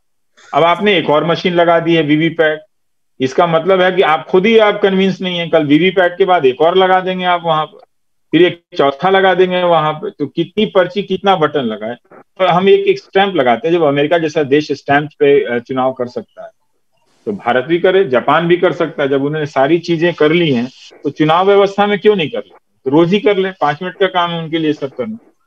तो इस तर्क से बात होनी चाहिए कि पोस्टल बैलेट से चुनाव होना चाहिए। ईवीएम सही है या नहीं है ये ओपन क्वेश्चन है, क्योंकि इसको गलत कहने वालों के पास कोई ठोस तथ्य नहीं है। जी, thank you so much Ravish साहब, इट वाज वंडरफुल टॉक। हमेशा की तरह फिनाली जो है रजी भाई करेंगे, उसके बाद रैप अप करेंगे। फिनाली तो बहुत बहुत शुक्रिया रवीश साहब, 2 घंटा हो चुका है, 2 घंटे से ऊपर। थोड़ा सा शुरू में हम लोग डिले कर गए, but overall it was so good, perfect almost. And हालांकि बहुत से लोगों को और भी कुछ पूछना था, हमें अफसोस है कि पैनलिस्ट हमारे ज्यादा टाइम नहीं अपना दे सके, या हालात को के देखते हुए हमने रिक्वेस्ट की कि भाई जाने दें, ऑडियंस को तरफ से ज्यादा क्वेश्चन आने दें। तो अब इतने क्वेश्चन के बाद मेरा क्वेश्चन कुछ समझ में नहीं आता, लेकिन एक चीज पे आप बता दीजिए कि कैसे हम कर सकते हैं इंडिया में। यहाँ तो हम बहुत इजीली कर ले रहे हैं, जैसे हर हफ्ते हम किसी को बुला के यहाँ पे बेहतरीन कॉन्फ्रेंस करा देते हैं और उसमें सैकड़ों लोग आके सुन लेते हैं। वहां पे मेरे ख्याल से इंडिया में ये एक बहुत बड़ा प्रॉब्लम है कि लोग सिलेक्टिव ऑडियंस में सिलेक्टिव बात करते हैं, जनरलाइज बात नहीं करते, जनरलाइज पब्लिक में।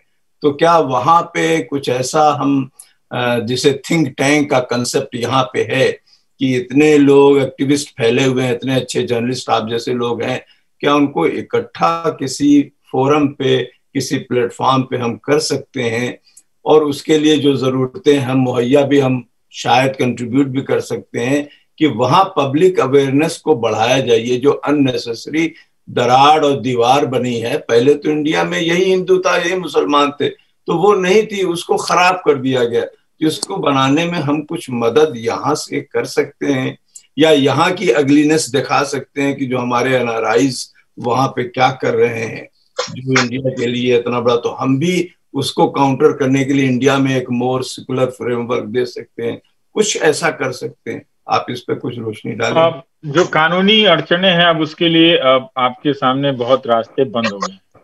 हाँ, ये आपका सुझाव बहुत अच्छा है। क्या थिंक टैंक होना चाहिए? देखिए, अगर थिंक टैंक होता या कोई रिसर्च इंस्टीट्यूट होती तो बिहार चुनाव के दौरान ही ये बात पहले 10 दिनों के भीतर वो रिजल्ट आउट कर सकती थी कि ये देखिए फलाने जिले का अखबार है, इसमें अपोजिशन को कोई कवरेज नहीं मिल रहा, बिल्कुल, और उसको एम्पलीफाई किया जा सकता था तरीके से, चुनाव आयोग के समय जाकर शिकायतें की जा सकती थी।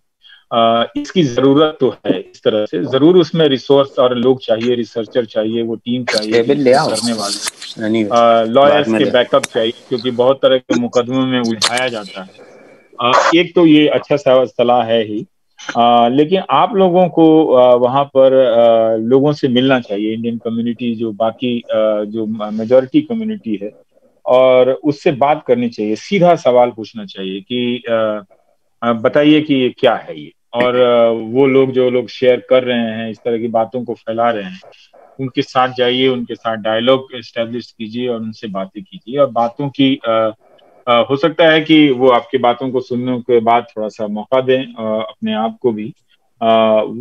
उन जगहों पर एनआरआई की भूमिका बहुत ज्यादा है, तो अगर वो आप बाहर के मुल्कों में इस तरह के सिस्टम को, जिस तरह से वहां के बाकी एनआरआईज को कम्युनलाइज किया गया है, अगर आप एक सेकुलर फ्रेमवर्क की तरह लड़ें, उनसे बात करें, उनको इंगेज करें, इंफॉर्मेशन को डिसमिनेट करें उसके लेवल पे, तो ये भी आपके समय और आपकी ऊर्जा, जो आपके पास जो लिमिटेड रिसोर्स है, उसका अच्छा इस्तेमाल हो सकता है। Thank you very much Ravi sir, thank you. एक सर सवाल लास्ट में बस बता दिए, बहुत यूजफुल सवाल है, बहुत ही जरूरी। ये कि बीजेपी हर अपने शासनकाल में रिक्रूटमेंट को रोकना चाहती है, उसके पीछे क्या मकसद होता है उनका? नहीं, अब ये सभी सरकारों की नीतियां हैं। अगर शायद कांग्रेस भी होती तो मुझे लगता नहीं कि कांग्रेस भी वैकेंसी निकाल कर भरती। ये नियो लिबरल पॉलिसी है कि सरकार को खाली करो, वहां से लोगों को हटाओ, लोगों की पेंशनें खत्म कर दो, और लेकिन ये मुद्दा धीरे धीरे वापस आ रहा है, और उम्मीद है कि उसी कांग्रेस के दबाव से आ रहा है। और लेकिन ये भी देखने की जरूरत है कि सरकारी नौकरियों के मामले में कांग्रेस पार्टी की सरकारें जो हैं वो बीजेपी की सरकारों से कितना अलग करती हैं, और वो किस तरह से, अगर वही कॉन्ट्रेक्चुअल नौकरी आधी अधूरी शर्तों पर देनी है, तो फिर इन मामलों में किसी का किसी से कोई फर्क नहीं रह जाए। Thank you everyone. Let's give a round of applause, virtual round of applause to Ravi Saab. It was really wonderful. Thank you.